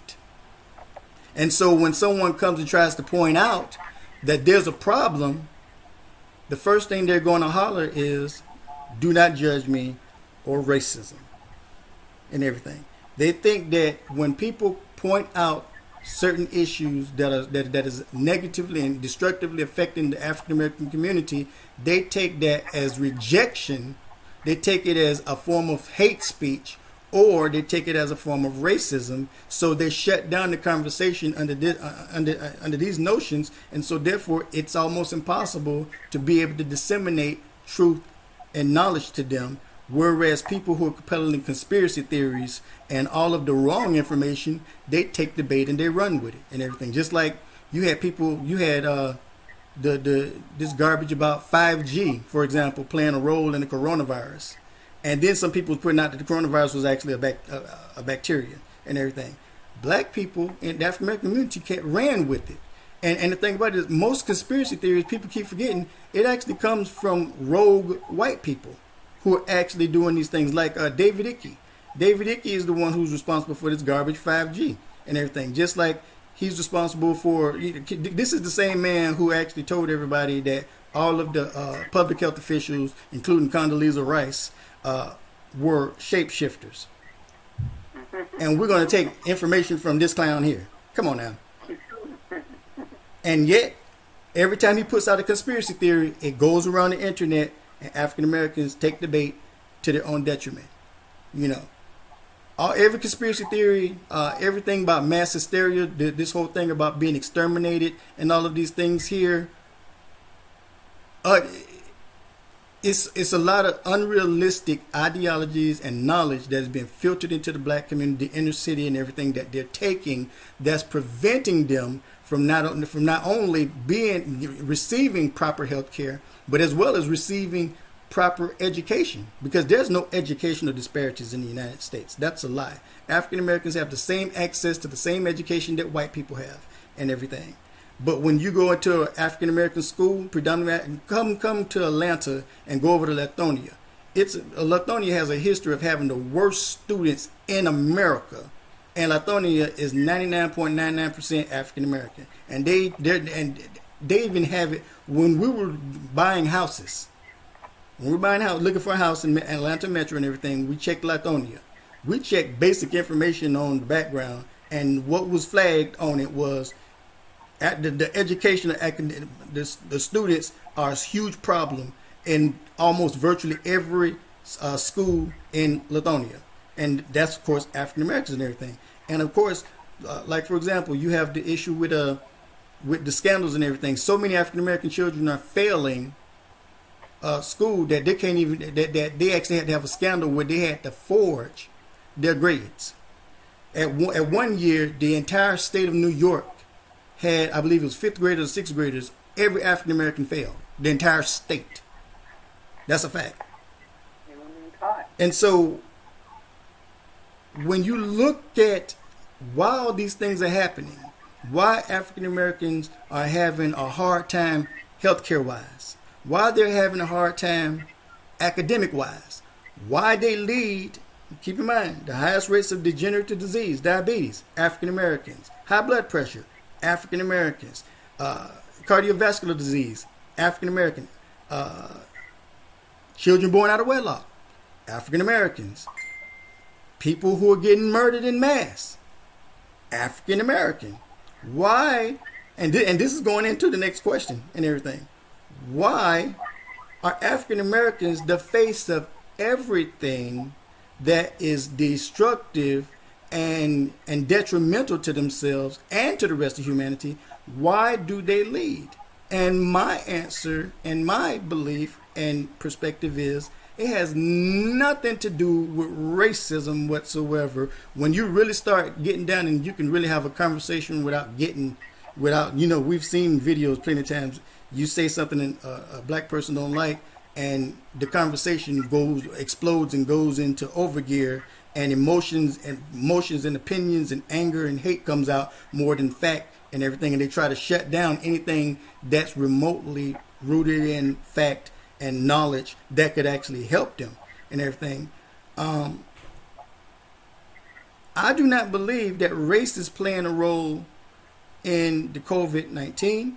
I don't believe it plays a role in why most of them are the face of the coronavirus, and I don't believe it plays a role in any other degenerative disease nor any other experience that they're going through, including police brutality. I do not believe that police brutality is a huge national problem. I do believe there are corrupt cops. I do believe there are cases of police brutality against black people, white people, Asians, Hispanics, across the board. But even in police brutality, African Americans are not the statistical face of brutality, but they're the face on social media, which is trying to drive and push down America's throat that police brutality is out of control and black people believe they're being exterminated. Because when you add COVID-19, you add all of the diseases they're experiencing, you add STDs and everything to the factor, black people have been taught to believe that all of these things that's happening to them and all of these detrimental, destructive things that's traumatizing them, that's preventing their progress, their growth and development, that's destroying their generations and putting them closer to the grave quicker, they have been taught to believe this is all due to the age-old racism. And the truth is, if you sit down and you break this stuff down, it actually comes back to the fact that it is not. It is directly related to their behavior and the information and knowledge that is being filtered down into them that is not in their best interest. Go ahead, Lashawn Ranay. When we talk about in regards to degenerative diseases and we talk about disease that's plaguing an African American, according to the I'm going to ask you a question. This is for you, Dr. Shalomim. Okay. What time frame would that have taken place in regards to African American as a people having these issues health-wise and medically? When did it start? When does what start? Talking about the degenerative disease? Yeah, degenerative diseases, just disease, anything, just with, whether it's been like, smallpox, measles, polio, any of that. Well, I think degenerative disease has been in the African American communities since slavery, and usually I don't connect anything back to slavery because there's a gap in there with Black Wall Street and Black Wall Street in Tulsa. Then you had Black Wall Street in Atlanta. Then you had Black Wall Street in I think it's Durham, North Carolina, and everything. Then you had people forget about the Gullahs who were productive during the 1930s back in time, and then you also had the oldest city on the outskirts of Orlando that was productive by African Americans and everything. So there's a period in between this slavery versus civil rights era where black people were actually productive. But so I don't usually tie anything back to slavery and everything. But when it comes to health, I could tie that back to slavery because monetary success did not change the outcome of their health disparities, did not change their diet, and did not change, their health practices and everything. And so I can say it has gone back to slavery, considering the type of diet that they actually had that ultimately led to the destruction of their genetics, genetic structure that end up passing these hereditary and genetic diseases down through the generations and everything. But as far as the access to address these degenerative diseases, the access to the quality of care, I believe that the improvement in health started around the mid 90s when the improvements of health really for African Americans began. The 80s, 70s, and before, those health disparities and the racism and all of that stuff there, it was still there. But the healthcare system that we have today is completely different from these healthcare systems back then.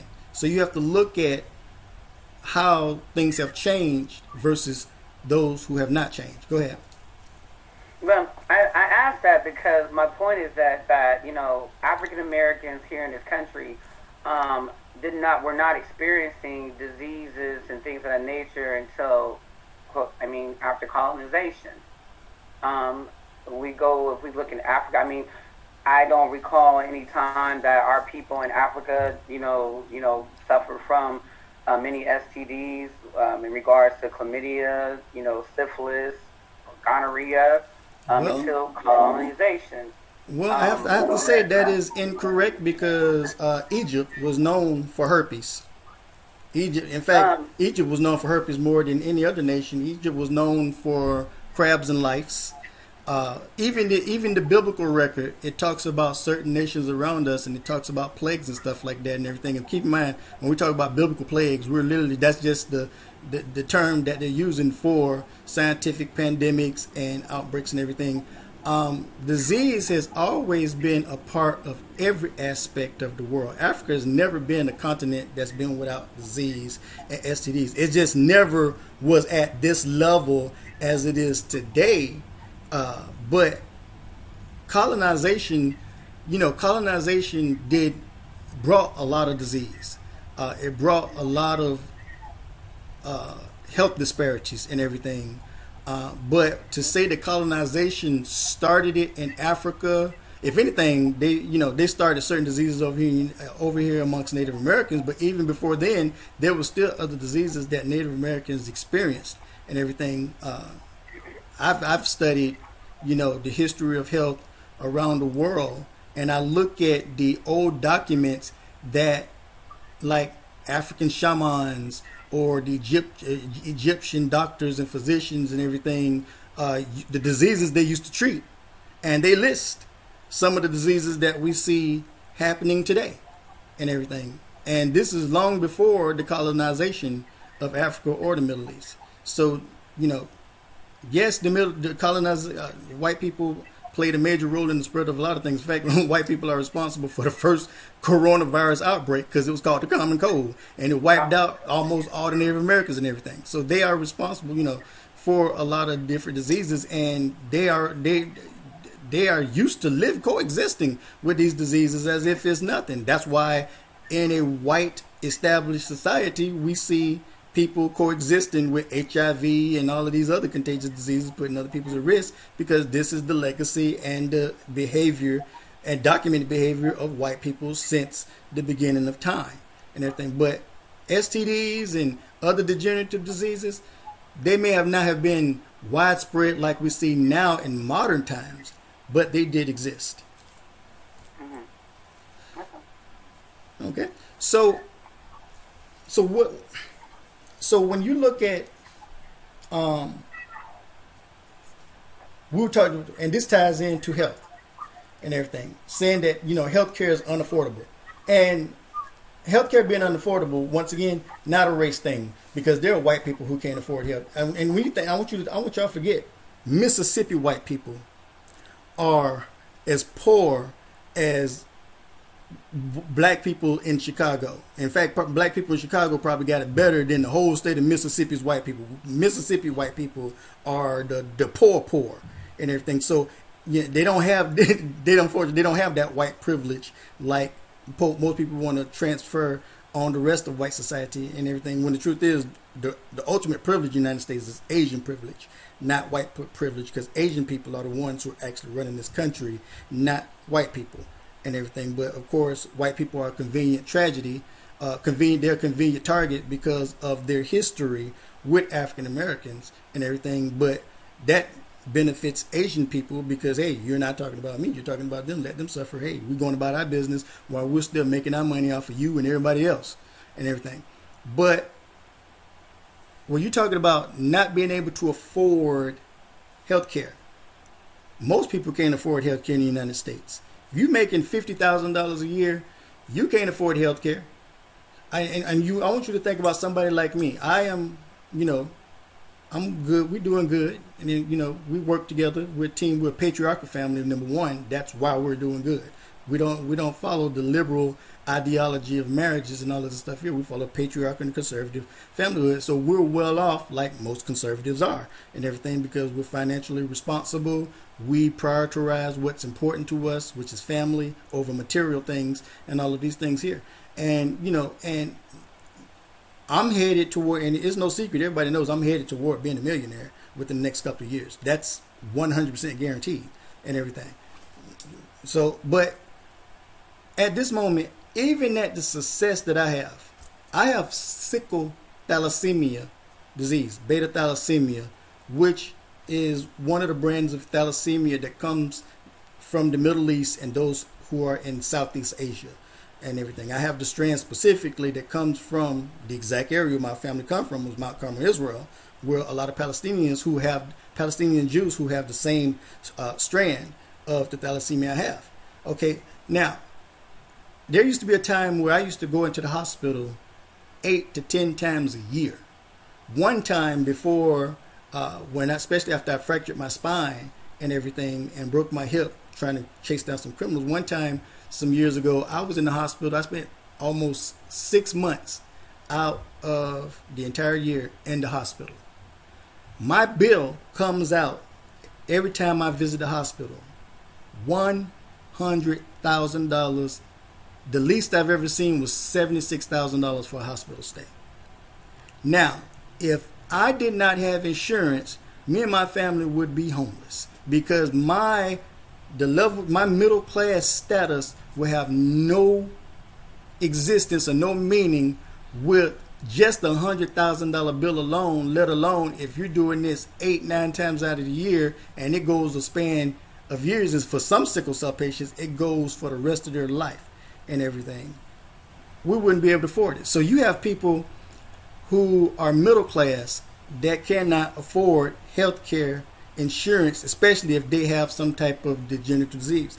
Thank Yahweh, he gave me the wisdom to actually invent a medicine to help treat sickle cell and thalassemia. And so sickle cell and thalassemia has not been an issue for me for years and everything. If I go to the hospital, the hospitalizations I've had in the past couple of years had nothing to do with thalassemia whatsoever. It was directly related to the injury, the spinal injury that was flaring up and all of these things here. Sickle cell is not an issue to me. I praise the Most High. He gave me the wisdom, because we would not have this house right now and everything if that was an issue, because we would just really, I would owe $10 million right now to the medical establishment and everything. I would never be able to recover. That's just honest truth. I calculated how much money has been spent on me in a decade span up until my life improved and it no longer an issue.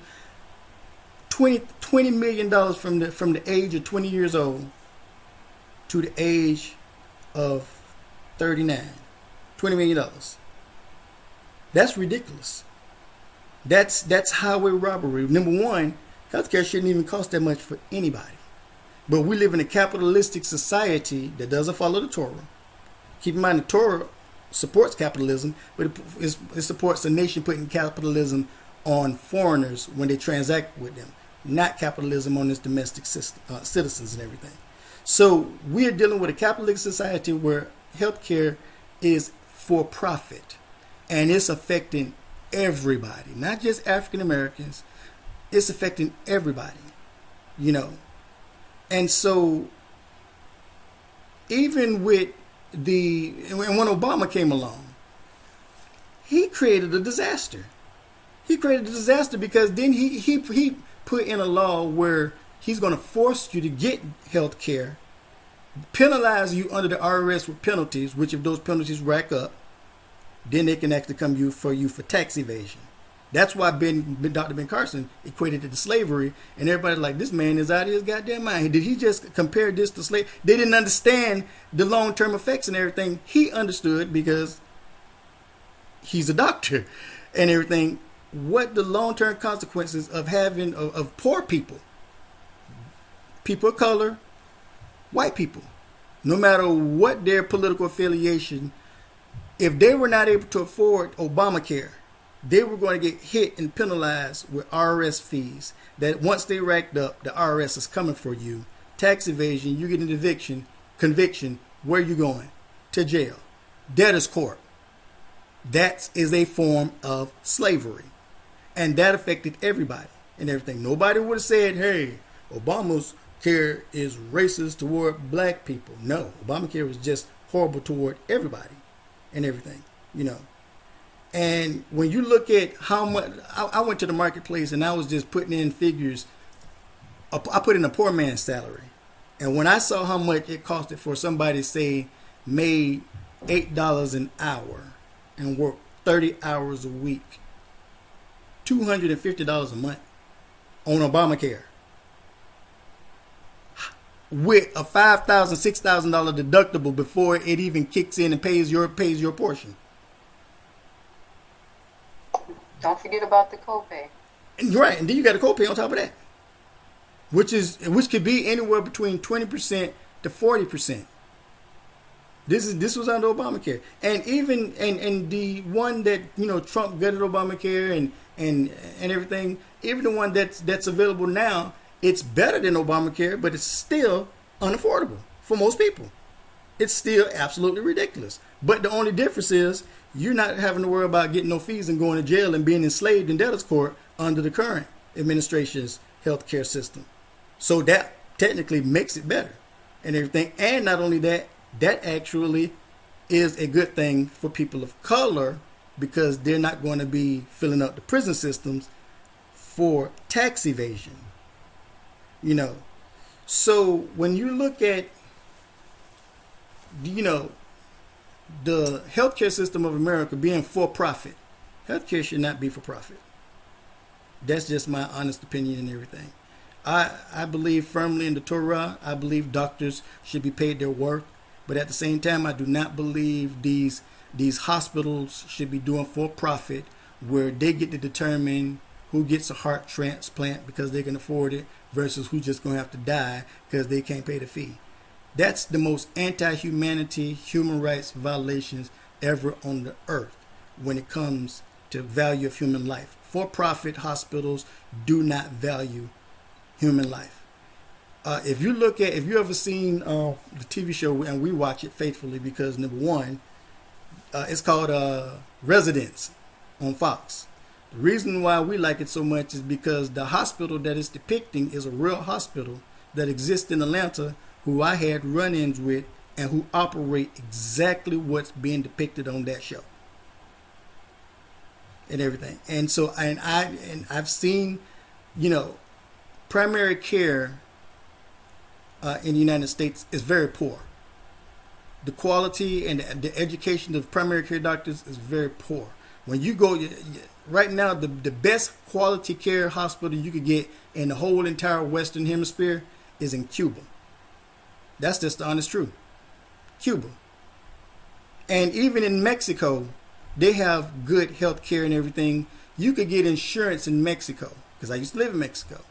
If you wanted private insurance, it is $1,000 for your entire family for the whole year. Full coverage, no copay. If you wanted the government insurance, $100 a year. Go down to Costa Rica, similar situation.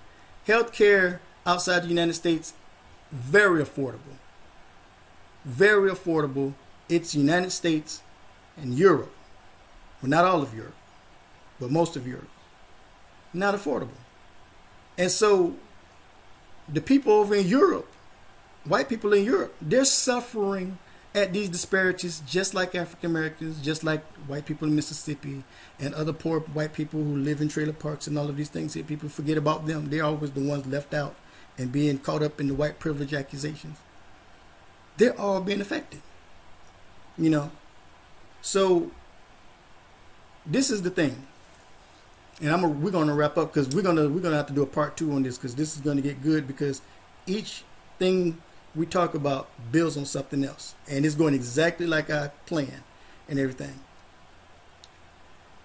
Why can't African Americans afford some health care? Because there's out-of-pocket health care. Why they can't afford naturopathic medicine? Because I have African Americans tell me that doing a consultation with me, and I do consultations at $329. That also includes full comprehensive wellness assessment, which if you did the exact same lab assessment through a regular doctor or a hospital, you would pay $1,500 for. They say it's too high, it's unaffordable. But when I actually had my fees down for $55 or $75, I would have people I know personally says, I can't afford it right now, can I get back to you? But then I pay attention to them. They always have enough money to go to the club. They always have enough money to get fake hair. They have enough money to get their nails done. They have enough money to get their crab boil every week. They have enough money especially for what? Weed. And you have some black people that tell you they smoke weed all day, every day. And when you calculate how much it costs to buy a bag of weed, and you calculate how many bags they're using per day, and how many they're using per week, and how many they're using per month, it's a no-brainer why they wouldn't be able to afford housing and affordable health care or naturopathic health care and everything. And so once again, we're going back to African American behavior. And when you look at cigarette, they have commercials and everything where you have the cigarette commercials that tell you how people are breaking themselves financially by smoking cigarettes.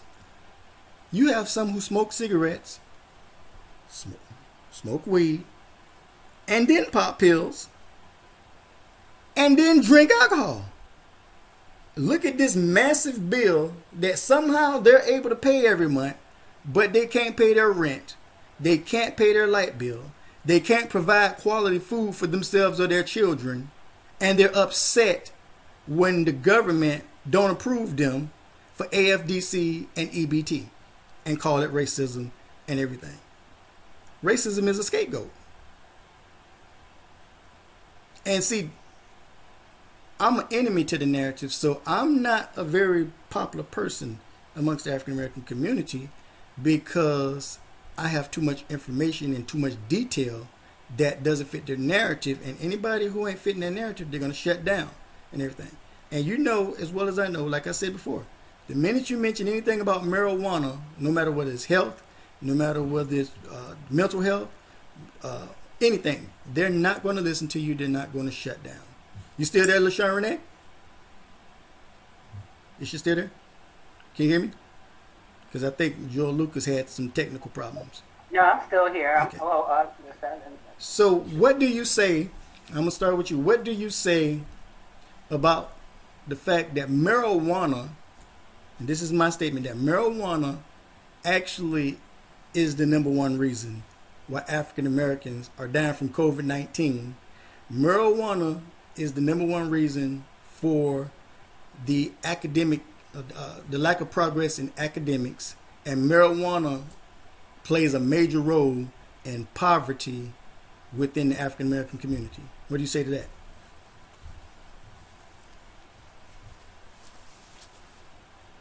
Your camera's off also, and your mic is off.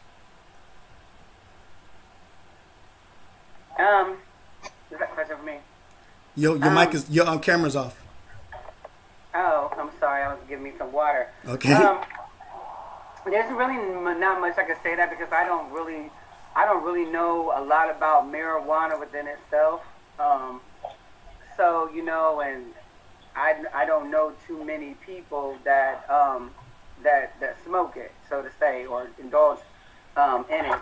And for that reason, I haven't went to do the research. I just really started looking at it being used for medicinal purposes, so to say. So, when the health care agency or the healthcare industry decided to introduce it as a medicinal, quote unquote, remedy to help with certain type of health conditions like cataracts, and now I believe that they're using it for other type of immune dysfunctions. Like I said, I don't like to speak ignorantly on a subject matter if I have not done the research. So I can't really say, I can't really intellectually speak on that subject itself, because it's never something that's really been of interest to me. Because again, I don't deal with people that utilize it, but I had started looking at it in regards to how it's contributed to on a medical standpoint. Because again, I practice. I'm an herbologist, so being that I started exploring the areas of holistic medicine myself, I started looking at it for those reasons. But I can't, I wouldn't be able to intellectually speak on that. Okay. On those numbers or that research. Okay, so what we're going to do is, because believe it or not, I didn't even know it was almost going on 3 hours. It's good knowledge and everything. So what I'm going to do is I'm going to stop on that, and we're going to follow up next week if you all want to come back as guests, and I'm going to have some new guests and everything, and we're going to follow up on this topic, and we're going to start off and everything with the issue of marijuana and its effect on the African American community. And hopefully those who are watching this and everything who smoke marijuana, this will be a trigger for them to come back to hear what we have to say and everything, and they don't shut down, because it's playing a major role in a lot of areas of the African American experience, and it's playing a greater role than they actually think. And I want to get more detailed on that and everything, because the ultimate reality is the liberal left is trying and is winning the war and poisoning and destroying African Americans, and we need competent voices to take that control back in hopes that we can reach those to give them a way out and solutions that can help them to change. So I want to thank all of you, and all of you, it was a blessing to have all of you on and everything, a breath of fresh air, that we can actually have people who have varying perspectives and be positive about it without mudslinging and threats and going off of the deep end and all these things here. That's what I was expecting to happen out of this, and that's why I actually chose all of your personalities, because I know each of you individually, and my perspective of you is highly and everything, and that's why I wanted you all to be the first on our premiere. So I want to thank all of you for coming on, and I want to thank everybody out there for listening. This is WITCC Awakening TV. Please visit us online at www.mizrahi-judaism.international. It'll come up in the commercial, and you can also see us again next week live on Periscope TV. Shalom Aleichem, Aleichem Shalom, peace and blessings to everyone.